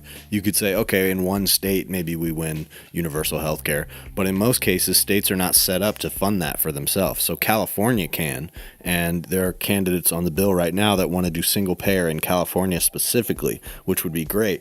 But I don't want to stop there. I don't want to live in a nation that has, single payer healthcare only in one state. Plus, it would be a lot easier for California and every other state if it was just single payer federally. And it also would be enormously complicated. Imagine if all 50 states had their own healthcare program. That'd be a fucking mess. Imagine moving from one state to another, transferring your medical records over from one state apparatus to the next. Because if there's one thing that state-run programs don't do well, it's like, organizing information in a convenient way. And that would be imagine navigating that with 50 different healthcare programs. That'd be a fucking mess. The simplest answer would be something like Medicare for all. School just because of your zip code. I'm glad you brought want to have this as up, much but choice as possible within the system, and then it also creates competition. We have a huge I'm homeschool. sorry, I gotta cut you off. We have Private a huge and charter homeschool schools boom. are not more inclusive. Do you know what the average cost of Well, I private didn't say anything about inclusive. You said you don't want people to get stuck. Shark, they say that the fact check said that performance in higher education in Florida is good, which who knows exactly what the metrics are going into that. But when it comes to K through 12, their ranking is not good. I don't want people. I want there to be. Should be inclusive. Well, it depends what you mean by inclusive. I think that everyone should have similar opportunities, and the way to do that is not with school choice. School choice. So you want state-run, no competition. I think having public schools is the best way to get the most amount of people, and if we make public education he's absolutely good, correct. And we actually that's put resources into that's a hell of a caveat. I know, but who's in school charge? choice is what gets that. But he's absolutely correct. School choice? Yes. School, Where do you think the funding goes with school choice? It comes from public education to go to private and charter schools. Right. So I would have as many charter schools as possible, as many private schools as possible. I would encourage homeschooling. So you want to? I would you would encourage gut public school. I think actually you could. Over time, I think you could, but I'm not calling for that today. You want Can I tell you what I really want? schools. Can I tell you what I really want? So might I recommend? Schools have always been state. But has always been state run, and how do you think that's working out? I think it was working out really great until we started gutting our funding. If we look, education is a perfect example of a state-run, federal-run program that is specifically has been sabotaged by Republicans, by anti-government Reaganite Republicans who simply don't believe that public funding for programs like schools should exist, when really the answer is to put more of our attention and more of our funding there, like we've done with something like Social Security, which we put an enormous amount of money into Social Security, but we also get an enormous return. A program like Social Security stabilizes our society to an enormous extent. Look at class sizes right now. Can I talk about class sizes? Sure. My teacher, my mentor teacher has class sizes of up to 40 students in her classes. So I would that pay is not more- sustainable. If we put more funding in, we can hire more teachers for those public schools to get class sizes down, which is I don't know that I inherently agree with you, but I can kind of agree with that funding structure. I don't know how you would have federal funding for healthcare and state-run healthcare, but I mean, it would have to work like that on some level. At some point, the state is going to run it. So if it's federally funded and state-run, that's fine. I would say that it should be federally mandated that every state has to give healthcare using federal funds, so that Republicans cannot, pass laws that would prevent people from getting healthcare in their state, which they would do. the number one thing. So you if we think, have so lower you think class just sizes, if we wait, let me just, finish, you think please. if we just put more money into these things, I think would if have we hire more Indoctrination. teachers, Yeah. if we hire more teachers, Yeah. then we have lower class sizes. Teachers like myself can individualize our curriculum. We can take individual students into account in our lesson planning, which is something I do because I was lucky enough to have a small class size. But other classes don't have that, so it's not me possible. that you would be quite a good teacher, likely in a pod or at a charter school or at something where it Fuck would be this more. guy. I'd be a Fuck good you, teacher Dave anyway, I Rubin. promise Okay, we you got that. to pause there. Fuck We gotta you, pause Dave there. You've Rubin. been What a voted down piece by of the shit. majority. Thank you. Yeah, what were you doing at the Epstein parade, Mr. Boston? Nice to meet you. Hi, how are you? All right, good. Parker, shout out Parker. I watch his debate sometimes. I haven't seen him in a minute, but he goes on his channel and debates Trump supporters. He's about to wash Dave Rubin right now. There's one main metric that Donald Trump has made better off since he got in office. Like an example would be GDP, unemployment, inflation, etc. Well, right now, first off, the big beautiful bill was just passed last year, and it's kicking in now, right? It's kicking in now. Okay. This is So always we are what they're seeing- gonna say. Just wait another 6 months. Shit is gonna get definitely worse in the next 6 months. We're going to now see results of that, like even the tariffs. All right. So let's when do are we going to tariffs. see the Are you results for or of the against tariffs that are being reversed now? We're suddenly going to see the results of that. What about the results of the Iran war and gas prices and oil prices going up because of that? Against the universal tariff. So what's the main metric that he made better off? What? What's the main metric that he made better off? GDP, unemployment, inflation? Do you have any idea? Listen. Wash, bro. Listen. I don't think you do. Do you think? Hold on. So you're arguing that things economically were better under Joe Biden At the end of his administration, absolutely. Yeah. So can you give me an example of how? Yeah, GDP growth was better off. Real median wage growth is better off. Inflation was better off at the end of his administration. Unemployment was better off at the end of his I administration. completely With the agree, worst Shark. year of job That- growth in the that past can only 4 be done years, for the- just through the last federal year under Trump's government. administration. The inflation 3.8% year over year. It is resistance to federal government programs like that, Shark, that has made it so that our education is so de-standardized. The only way to standardize our education is to have a federal standard and a federally enforced standard. Which, look, that's a lot to put on the federal government. There's no question about it. But communist nations that purposely institute top-down education structures, they educate their people much better. Those people may have blind spots when it comes to communism or their own nation's history, just as ours do. But that top-down structure, by the numbers, pretty straightforwardly, better educates people. Since Trump got in office, we're seeing all of those economic indicators become worse off. Can you tell me anything that he's done to make it better off? You say it's broken for Democrats. It sounds like it's broken right now under Trump. Have you looked at the stock market? It's worse off in terms of growth in 2025 as compared to 2024. If you look at Dow Jones and S&P 500. They're both up quite a bit right now. But lower rate, lower doing- Just rate. and doing absolutely quite well. cooked, bro. Things don't happen overnight. So Donald God, such a fucking... He's so bad at this, dude. He should not have done this. They should kick him out. This now would be a great time for the right to decide that they will no longer support Dave Rubin's degenerate lifestyle. Donald Trump, Because he's making them look Things bad. don't- They're that's not true, even that's true. benefiting from There's this. reality. There's actual reality. Like you put policies into place and they don't just kick in the next day, right? Well, it's been a year and a half. Donald Trump said when the He tariffs. said in a year, Hold on. prices would be down 50% for electricity. Hold Are on. they up right now? Hold on. Donald Trump, when he brought in the whole idea of tariffs, would you agree that for the last 4 decades, we have had completely lopsided trade deals with all of these countries where they're tariffing and taxing our products that go to them, and they're getting sweet deals when they sell to the American public. Do you think that's a fair? Didn't Trump address that with the USMCA, but he went against that when he didn't extend it through the context of his new trade agreement because he wanted to place tariffs on all of them again. And his tariffs that he's placing on are destroying our relationships with countries all around the world. No, it's well, costing us yeah, way being less. gay, Shark, is what I was referring to. Costing- What I was saying is that now would be a good time to decide that that Dave Rubin being homosexual is unacceptable to them because his moronicness is starting to make them look bad. Consumers here in this country. A Federal Reserve report just came out, indicated that we'd be below pre-pandemic levels of inflation if Donald Trump never imposed the tariffs in the first place. Wait, meaning we'd be able to bring down interest rates and be able to increase investment within our economy and bring more jobs back. Hold on. When you say destroying our relationships with other countries, well, other countries were getting sweet deals, right? If Canada, which was charging crazy taxes and tariffs on our products that were going to them, and we were basically charging nothing back, how can we sell to their market? So the Stew Pot nonprofit, I'm gonna have to look that up. So China is a little upset with right now. Upset with us. We're trying to get fairer deals. Canada, obviously under Carney, is upset with us because we're trying to get fairer deals. Donald Trump is trying to reset things. We were basically the world's piggy bank for the last, it's really basically post-World War II. And Donald Trump is trying to reverse that so that we will have fairer deals. If you told me that it was just zero across the board and there were no tariffs going any which way, I could completely get on board that. But as long as countries are going to treat us unfairly, often while we foot the bill for their defense or a series of other things, and we give them foreign aid and everything else, well, then we should have equal playing field going both directions. What better deal did he get? What? What better deal did he get? What do you mean? Several countries have already come back, and we've name any of the conditions that made the trade better off. Give me the specifics.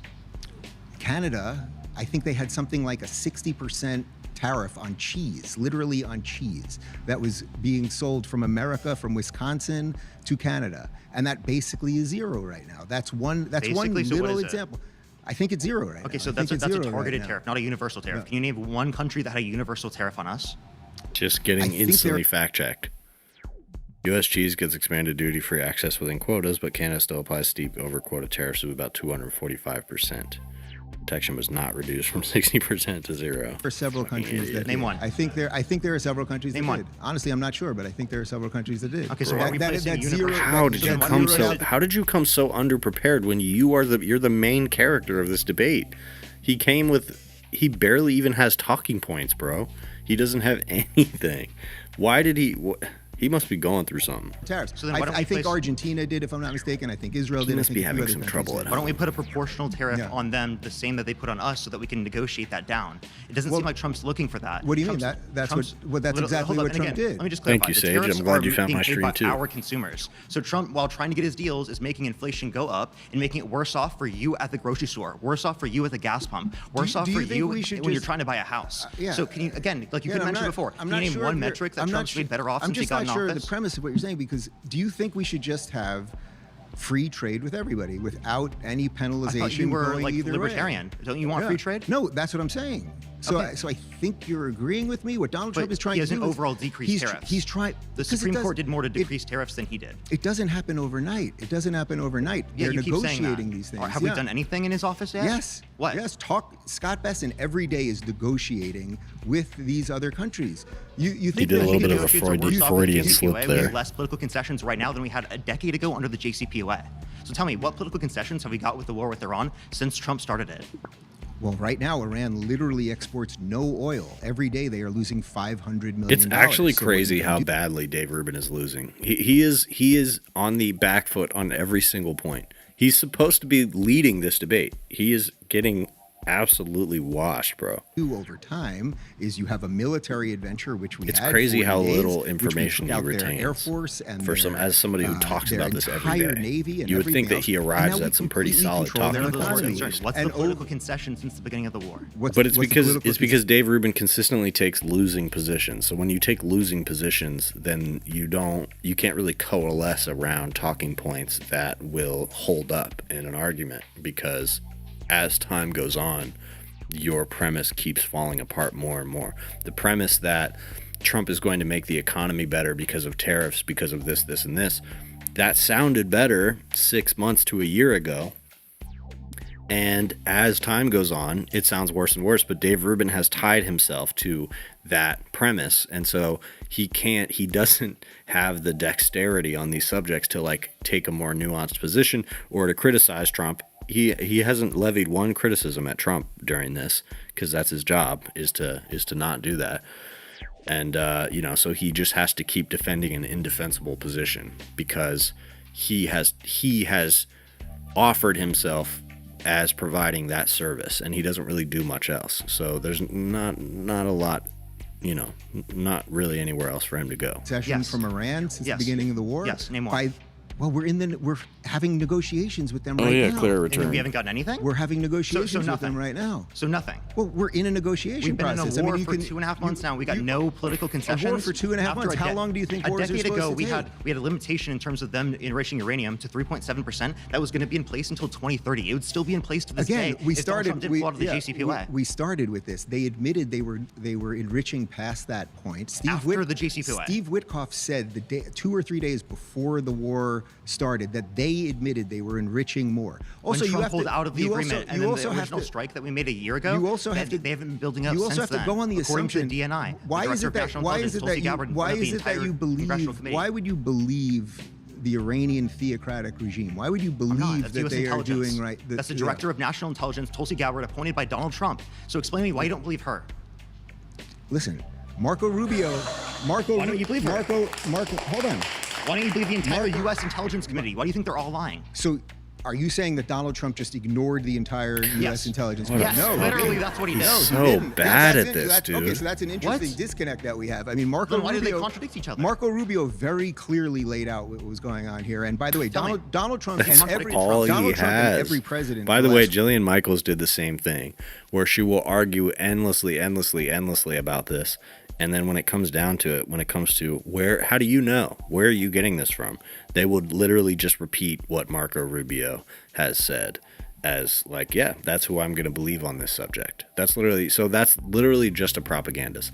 They're just here to blab and ultimately just repeat what Marco Rubio said. 40 years has said that Iran. Funny that he's repeating what Marco Rubio said, though. Has said that. And Joe Biden said trying no. to go Remember, against Kamala Harris what said no or the don't. JCPOA to a greater extent. Tulsi Gabbard Why said. didn't you address that point? Again, you are going on the assumption that you can trust these random inspectors that are going into these places. IAEA? Literally, random inspectors. All right. The IAEA is You're not going to go to International jail Atomic for Energy. posting in my chat. With all I due think you're respect, being hysterical. I think that trusting some of these international things that Just they don't somehow call for have violence America's online interests or the related West's to interests in immigrants, mind, and I you'll think is probably a be kind of fine. faulty. It's just a faulty premise, I would So say. the international actors that are lying. They don't actually have legitimate surveillance over their nuclear enrichment facilities? No, they don't. Okay, so they don't. You think they have. What do you mean? They were buried. They were buried under. They were buried under mountains. mountains. They were buried underground. My next surrounded claim is that progressives push normal, moderate Americans to the right. I'd like to debate this claim. Please get to the chair in 3, 2, 1.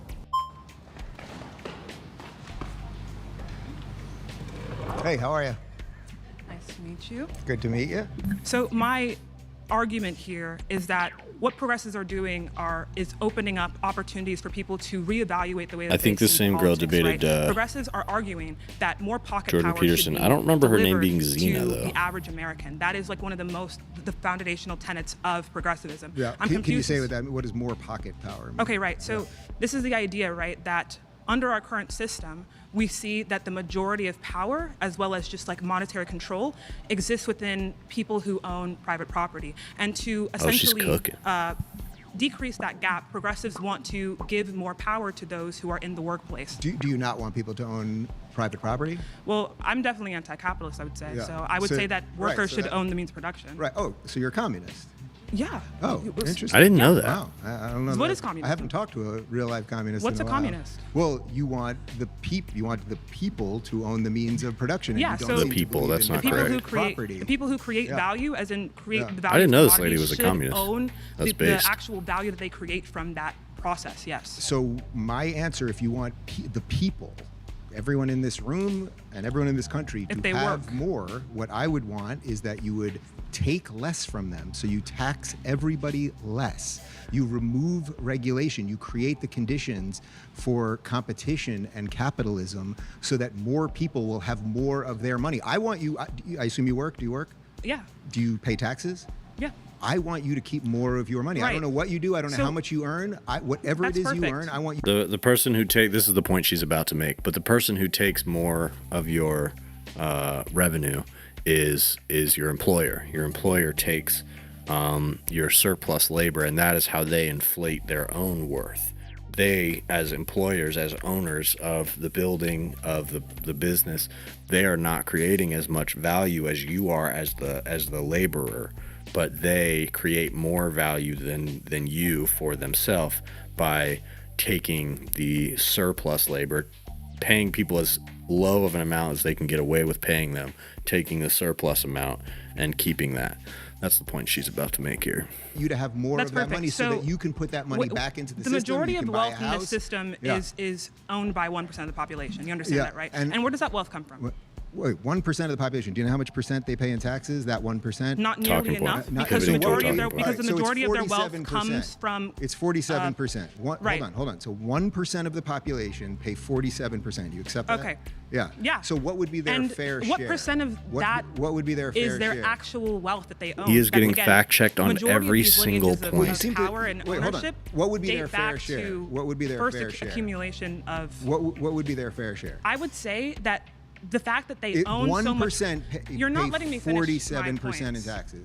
Here's Yeah. my problem. You're not Yeah. letting me finish the point, so we Yeah. can't get from point A to B. Do you Okay. understand that? Okay, so cool. if you accept So that 1% there's pay not going to be a 47%, fair so- share when their yeah. wealth is coming from the back ends of colonialism. So that's not going to work. Okay, we got to pause there. We're gonna reset. Please return to your seat. You've been voted out.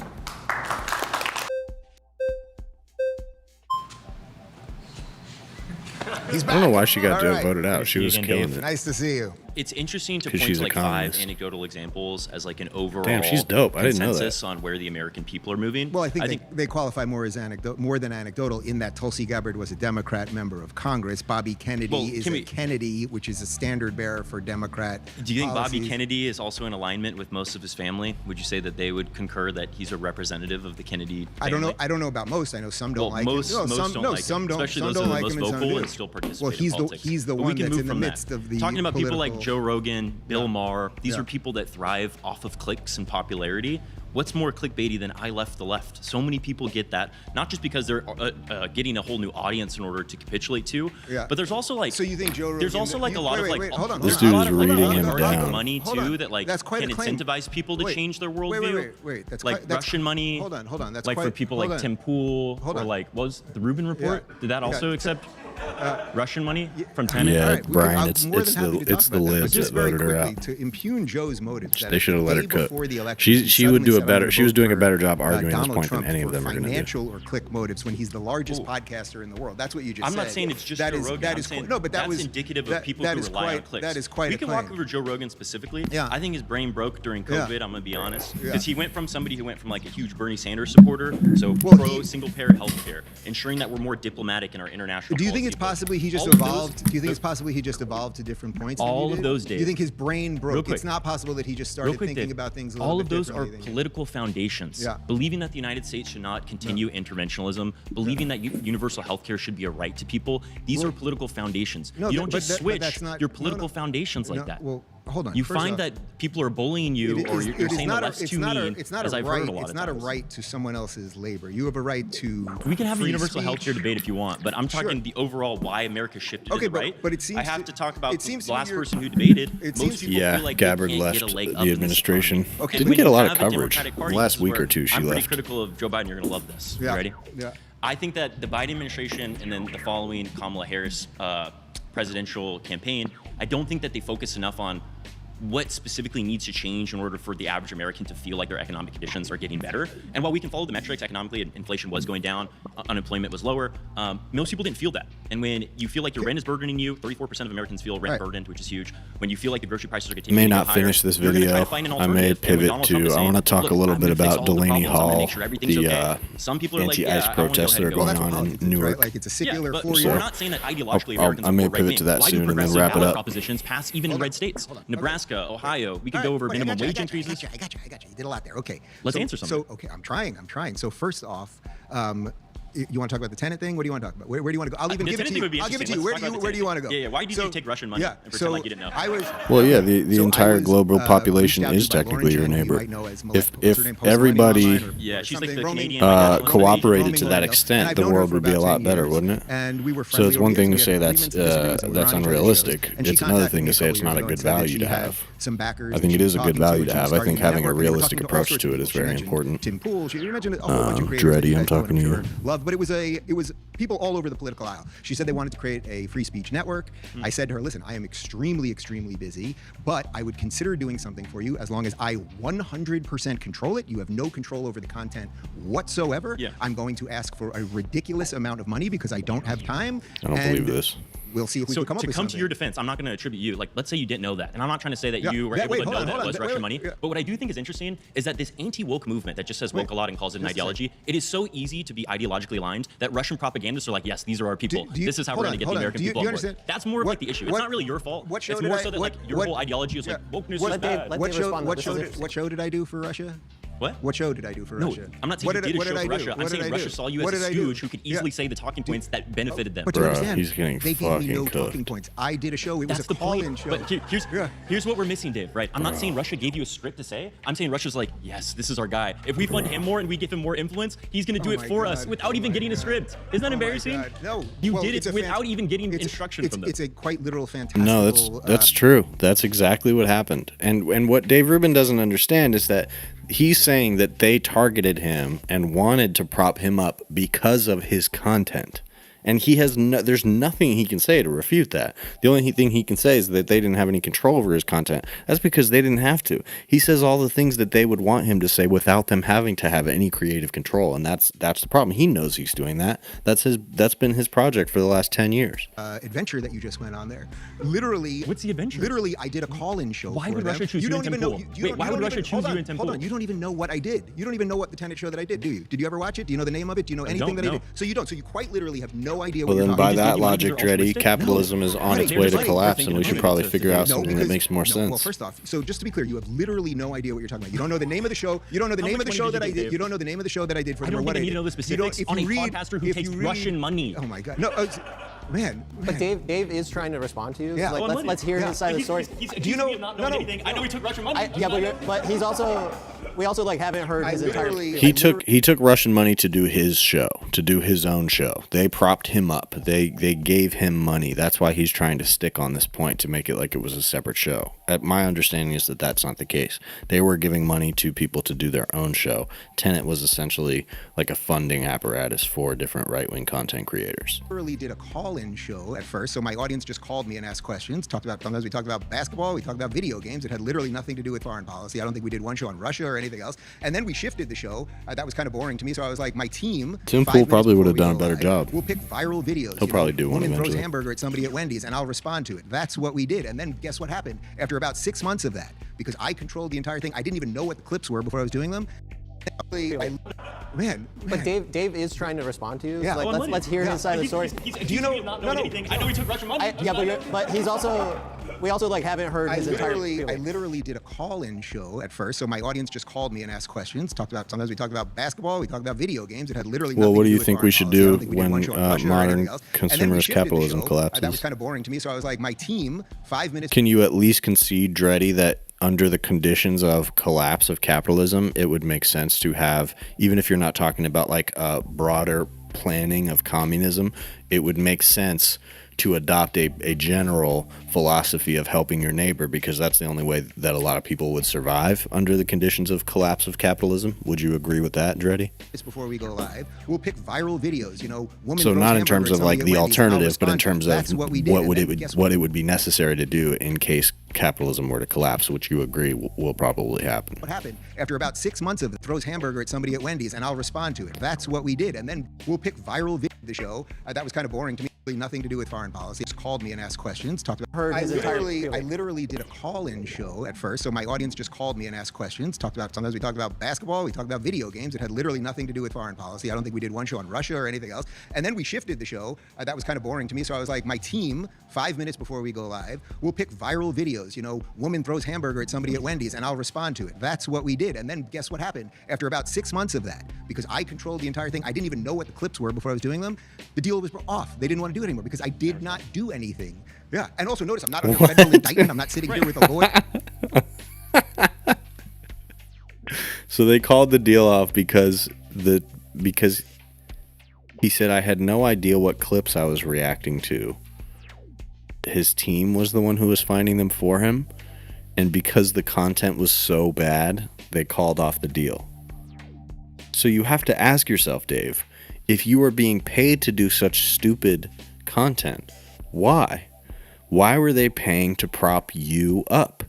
If you are admitting that you weren't even providing content, you weren't even saying anything. Yeah, I'm sure it was videos of people throwing hamburgers at Wendy's and nothing that had implications about wokeness or leftists at all. I'm sure you weren't just responding to fucking libs of TikTok videos, which obviously he can't frame it that way because that would prove the point that this guy's making. Or anything else. And as a matter of fact, Merrick Garland, who I'm no friend of, basically said that the influencers had nothing to do with this. And if you read the just a second, and if you read the indictment, I'm the one that got on the Zoom call with the backer to ask more questions about it and everything else. Yeah. Right. No. So, Dave, I'm not saying you were saying Russia's such a great country, everyone should love Vladimir Putin. And I get that your show might not even have been political in nature. I know, so you didn't, just to be clear, you didn't know the show, or what I do. But the fact so you're saying nationalism is good and that you should help your neighbor based on the basis of nationalism? Is that what you're saying? Rubin report being larger in infrastructure is because... Or you're saying you shouldn't help your neighbor, but you should care about nationalism. In the eyes of the viewers that they are trying to capture. That is the point. Because if that's your version of nationalism, then I'm not interested in that. They didn't do it out of the kindness of their hearts. They didn't do it because they're like, Dave seems like a good guy. They did it because Dave's politics is advocating for Donald Trump policies, regardless of any criticism. That is the point. Where is the case? What do you mean, where's the case? Where's the case? Where's the case right now? Why am I even able to talk about it? Why don't I have a lawyer sitting here? Where's the case? I'm not saying what you did was illegal in nature. I'm just saying that... Well, hold on. There was a federal indictment. Wouldn't I be a little afraid to be talking about it right now? I'm not... No, somebody got indicted because they were breaking the law by paying you.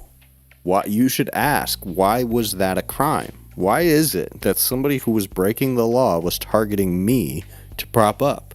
What is it about my content that's interesting to them? Obviously, he knows that. He doesn't have to ask himself that question. All he has to do is avoid it publicly. Would have been a better idea for him to avoid this conversation altogether. Dave, I'm not claiming. I started this conversation. Is anyone in jail because of this? You might not even have known about the Russian money. I'm not trying to cast that blame on you. I'm just saying it's interesting that your show is so ideologically aligned with what Russia wants for the United States that they are going to give you money to continue to do it. I'm not really care. I don't care about you quoting the Bible about things that I fully agree with you that the Bible contradicts itself on issues of helping your neighbor and everything else. But the truth is that help thy neighbor is something that came from Jesus, I believe, which is supposed to be the highest word of Christians. But I don't even give a fuck about that. Forget about the Christianity thing. Who cares? You seem to support nationalism, but you don't like the idea of helping your neighbor. So the problem is you only want to help real Americans, white people. Pretty much everybody in America is an immigrant. So where do you draw the line? All right, yeah, we got to pause. Mason, you got to go. Sorry.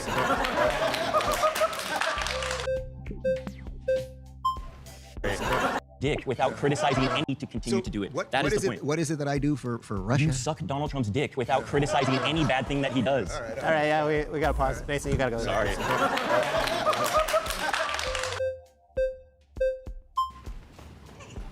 Hi. Hello. I actually will agree with you that establishment Democrats have done a really terrible job of ensuring that their policies reflect what the people actually want. Most people want universal health care. No. Most people want free higher education so that they can actually get a job and move up in life. I don't know that it's most people, but a certain set of people will do. say that they would love for the rich to be taxed at the same rate that they used to be, closer towards the 90%, rather than taxing the rest of the population. The rich should absolutely be taxed at 90%. And then they're watching shows like yours, and they're hearing ideology more so than factual evidence. And they're saying, you know what, yeah, the Democrats, establishment Democrats, haven't been doing much that they said that they were going to do. So let me listen to this guy, and everything you give is emotion and ideology. So yeah, sometimes people who don't have nearly as much critical thinking as they probably should are going to move to the right. But honestly, the base that's actually growing are the progressive base. Young voters are becoming much more progressive than they ever were. Why? Because again, most people want I agree with that.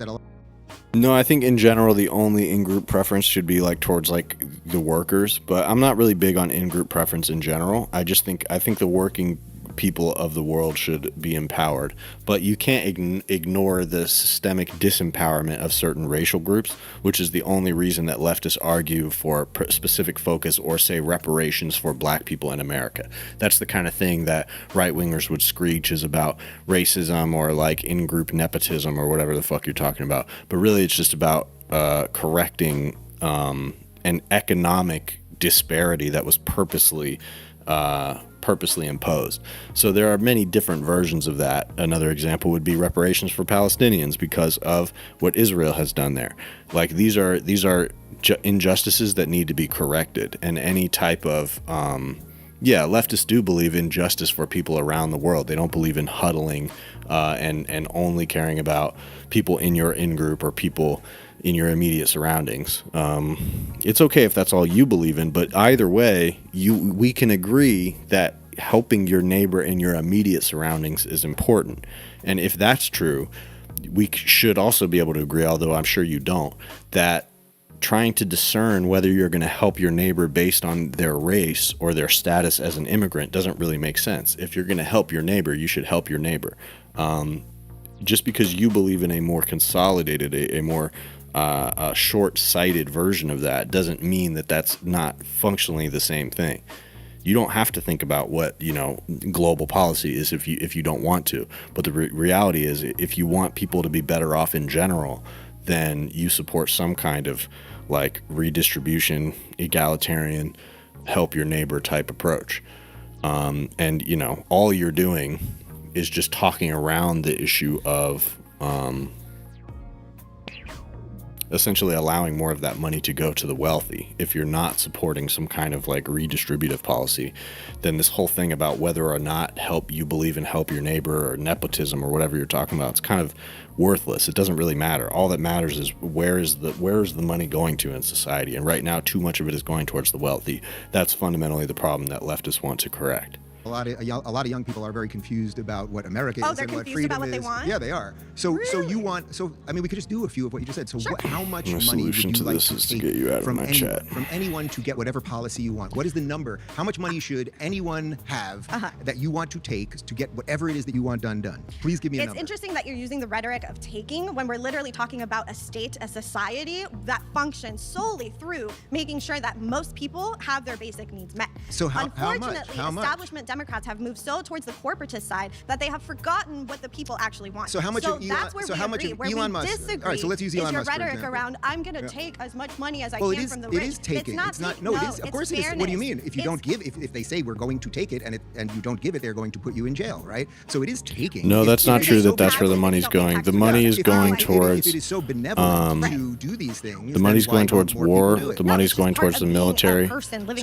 Some money goes to those NGOs, but most money is being wasted with like government contracts that go to people like Elon Musk, and it comes back to private business interests more than NGOs. Wasting money by sending it to NGOs is not good, or like certain NGOs I do believe waste money, but by and large that's a distraction. That's not the problem. The only reason a lot of those NGOs are over-relied on in the first place is because Republicans don't want to rely on actual state government programs. So it's like pick a lane.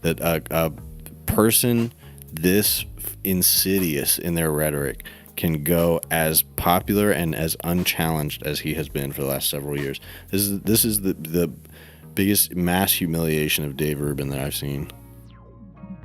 Yeah, unfortunately, TYT is not going to be going away, and neither will Dave Rubin, for that matter. They never go away. Downplayed the Very efficacy rarely. of vaccines and claimed that they were unsafe or ineffective. But they were ineffective. No, they weren't. So If it reduces, young healthy people had no reason. If it to get the reduces vaccine. the rate of transmission, that is He's literally just so what a vaccine completely is. wrong. Hey, what's up, Orphan? It's been a while. The bill of goods that they sold us was that you would not get nor transmit COVID. That is the president of the United States' words as he was forcing people to get that vaccine. If he said that, then I would agree that his assessment of it was well, false. he's the president of the United States. Oh, you should no. have. You should. Do you think? Wait. That was the information they had at the time. How about Donald Trump in suggesting that people should drink bleach or do hydroxychloroquine? He's the president of the United States. Do you think that was? Of course, that doesn't matter. The bleach thing is a completely made-up farce. No, it's not. Yes, he told people to inject bleach. Have you seen the whole quote? You think he told people to inject bleach? Yes. You're that I've deep seen in the whole it? quote. You're He that deep suggested in that it? things like hydroxychloroquine were effective. I actually remember the whole quote. He said that it looks like there is information that something like bleach can kill the virus. It seems like bleach kills the virus. So maybe through some kind of injection, maybe by injecting it into the body, people can kill the virus. That's pretty much exactly what he said. That was specifically what he was saying. He was saying it in the context of like, maybe that's something that we could do to like try to cure it. That's something that could help, something we should research. That's what he was saying, except he was saying it on TV in front of the entire fucking nation, suggesting literally the words, injecting bleach into the body could help cure COVID. It could kill COVID. And this was at a time when people were not trusting people like Anthony Fauci, but they might trust something coming out of Trump's mouth more. It is objectively a ridiculous and dangerous thing for the president to say that people should inject bleach into their body, which is what he said. Even if he didn't mean exactly that, he said it in a way that people could easily interpret it that way. But then, of course, we're quibbling about what Joe Biden said about the vaccine does or doesn't do. That means preventing COVID. That's not the case. And he said the vaccine didn't do anything. Treatments. People did use HCQ. There were all sorts of things that were. People used other things, but that doesn't mean that that the vaccine was the most safe and effective means. Well, there used to be something. There used to be something called herd immunity. There used to be that young people would actually go outside and get sun and run around and do exercise and not be sitting inside playing video games all day and taking takeout food and getting fatter and everything else. Like, you might want to encourage people to be healthy rather than take a largely experimental vaccine that turned out not to be a vaccine. It was first. I don't know what you mean by unvaccinated. You mean LJ? Really a vaccine. It wasn't. It doesn't mean just because something is a vaccine doesn't mean it's 0% transmissibility. Okay, we got pause there. Chlorine in your water. That's not what's being discussed here. Ooh, smooth. Hi. Hi. Hi, my name's Miriam. Nice to meet you. So, I would just like to get into the fact that I think it's actually conservatives and Republicans who don't live in reality, because in reality, Trump is actually making it worse for people who claim they want affordability. Nothing in the big, beautiful bill, He's on the defensive on every point here, bro. It actually increased their taxes and gave tax breaks to corporations and the ultra wealthy. So if we want to talk about who's not living in reality, I think it's the people who are I'm poor sure but you're support an Trump elite, because they William. think that he likes them. Well, again, I'm just I think one of the consistent positive themes here is that we just have a fundamental that you difference fit in into what that makes an category. economy work. And what I think makes an so what economy makes an work. economy No, work? so what I think makes an economy work Yes. is lower taxes for everybody. So did he lower taxes for everybody, competition, or did he actually increase taxes for the poor? He didn't increase taxes for the poor. You can actually go. You can actually go look at it. If you are poor, Most poor households do not face a major explicit income tax hike, and some get small breaks. Independent analysis found the largest lasting cuts go to upper middle and high income.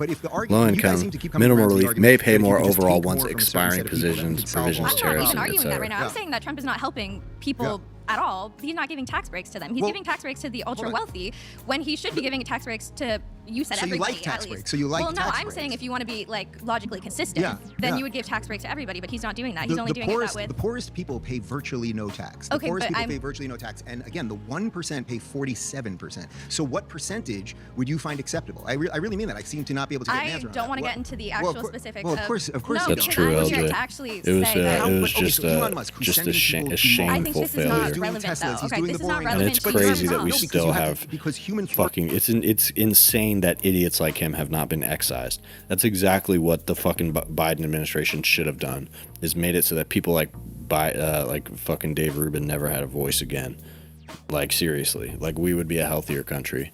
That's what the Biden era should have looked like. That's what they say it looked like. That's what they think it looked like. But they have no idea. The fact that this guy still has a job coming out and saying the vaccine didn't do anything is just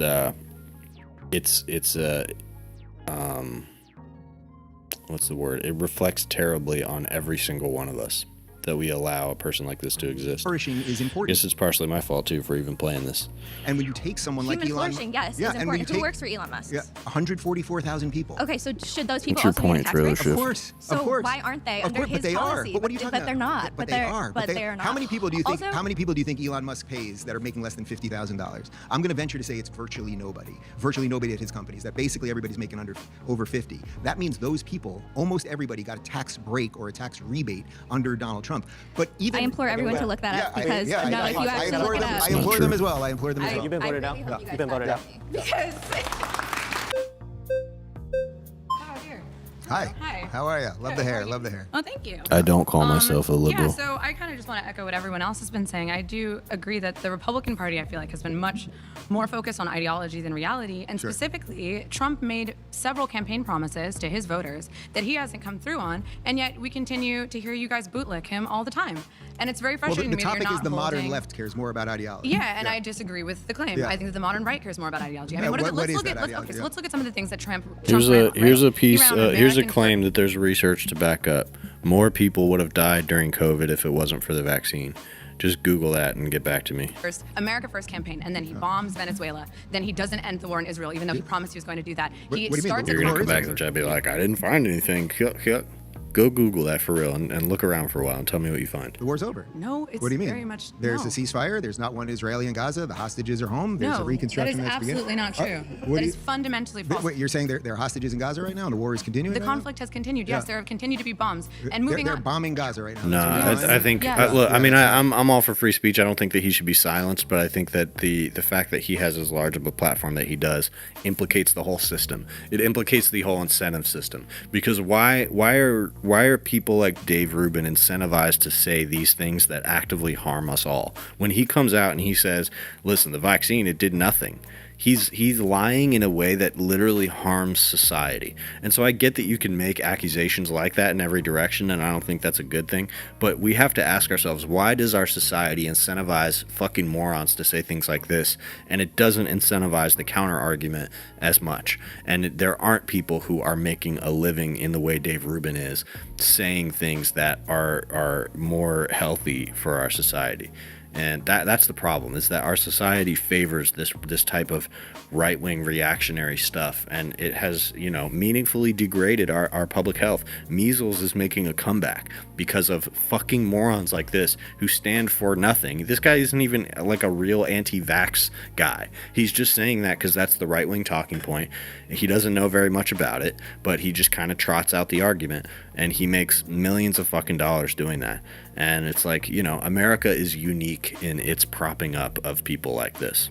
It's not I a know good you get your thing. news from That's not Grok, true. but this is a fact that is continuing to happen. So he promises to be America first, right? He doesn't end the war in Israel. He starts a war in Iran. It's while not true that simultaneously COVID had no defunding the effect VA, on kids. Right? So he's COVID sending still is people having to an go effect fight an on kids. unnecessary war COVID while is meaningfully damaging the nervous system of children still to this day, because children are still getting reinfected with COVID because COVID never went away. COVID isn't just a cold. What it does is it affects and weakens your nervous system. So if you get reinfected with that over and over again, which we all have, that does serious damage to your heart. It does damage to your lungs. It does damage to your circulation and to your brain.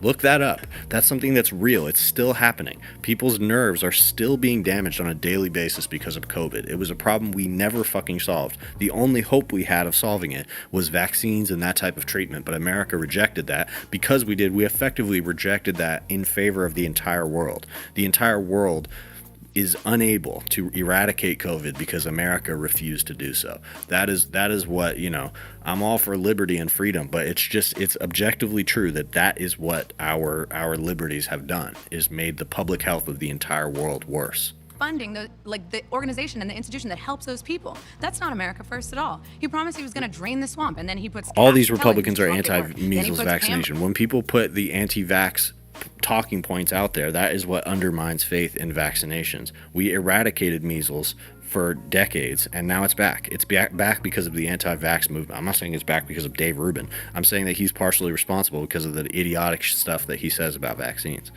It has meaningfully harmed the health and led to children being killed in this country. Bondi, numpty, right? She ain't doing shit. Then he puts Kristi Noem and her big booby boyfriend in, right? He didn't drain Leftist his swamp cope. at Yeah, all. that's He dumped funny. raw sewage You in the swamp. guys he are hasn't you come through on might any want of a his better promises, representative and you for this continue to debate defend him. if you're going You to are talk not about me accepting coping, reality. because this guy's getting Trump fucking failed his washed right voters. now. So come back to me when you have a better episode of this show. Ideology Maybe. than reality. Yes, You're and giving I me. disagree. You're giving the me. modern right cares more about ideology than reality. But that's not what the topic is. If you want to talk about what my claim was, The problems we modern still left. see are from the vaccine. You guys are fucking idiots, bro.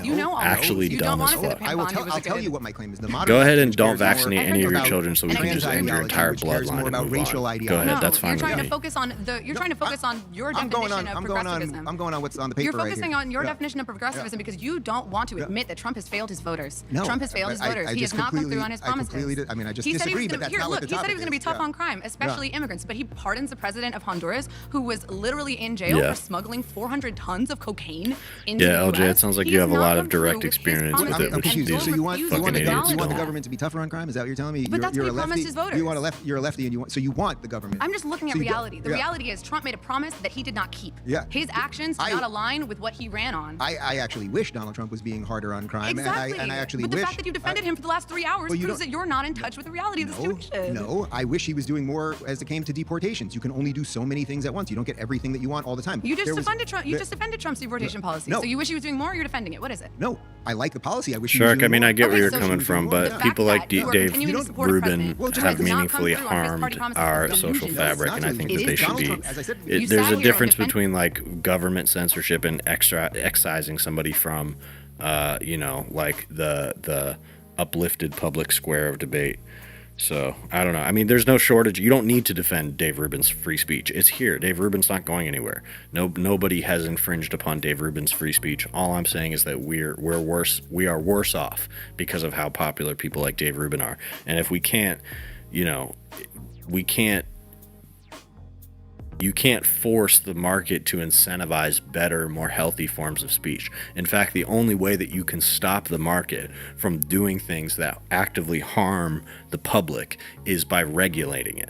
That's the role of government. You can't, the market is going to poison people if you let it. And that is exactly what Dave Rubin is. Dave Rubin is getting paid to poison people with bad talking points that don't make sense. So I don't think he should be in jail for that, for the things he said. I think that, we should not incentivize speech like this in the way that we clearly do. I don't know what the answer is for how far back in the other direction you go, but I know that we would be in a better society if we had less anti-vax fucking hacks like this actively undermining our collective health.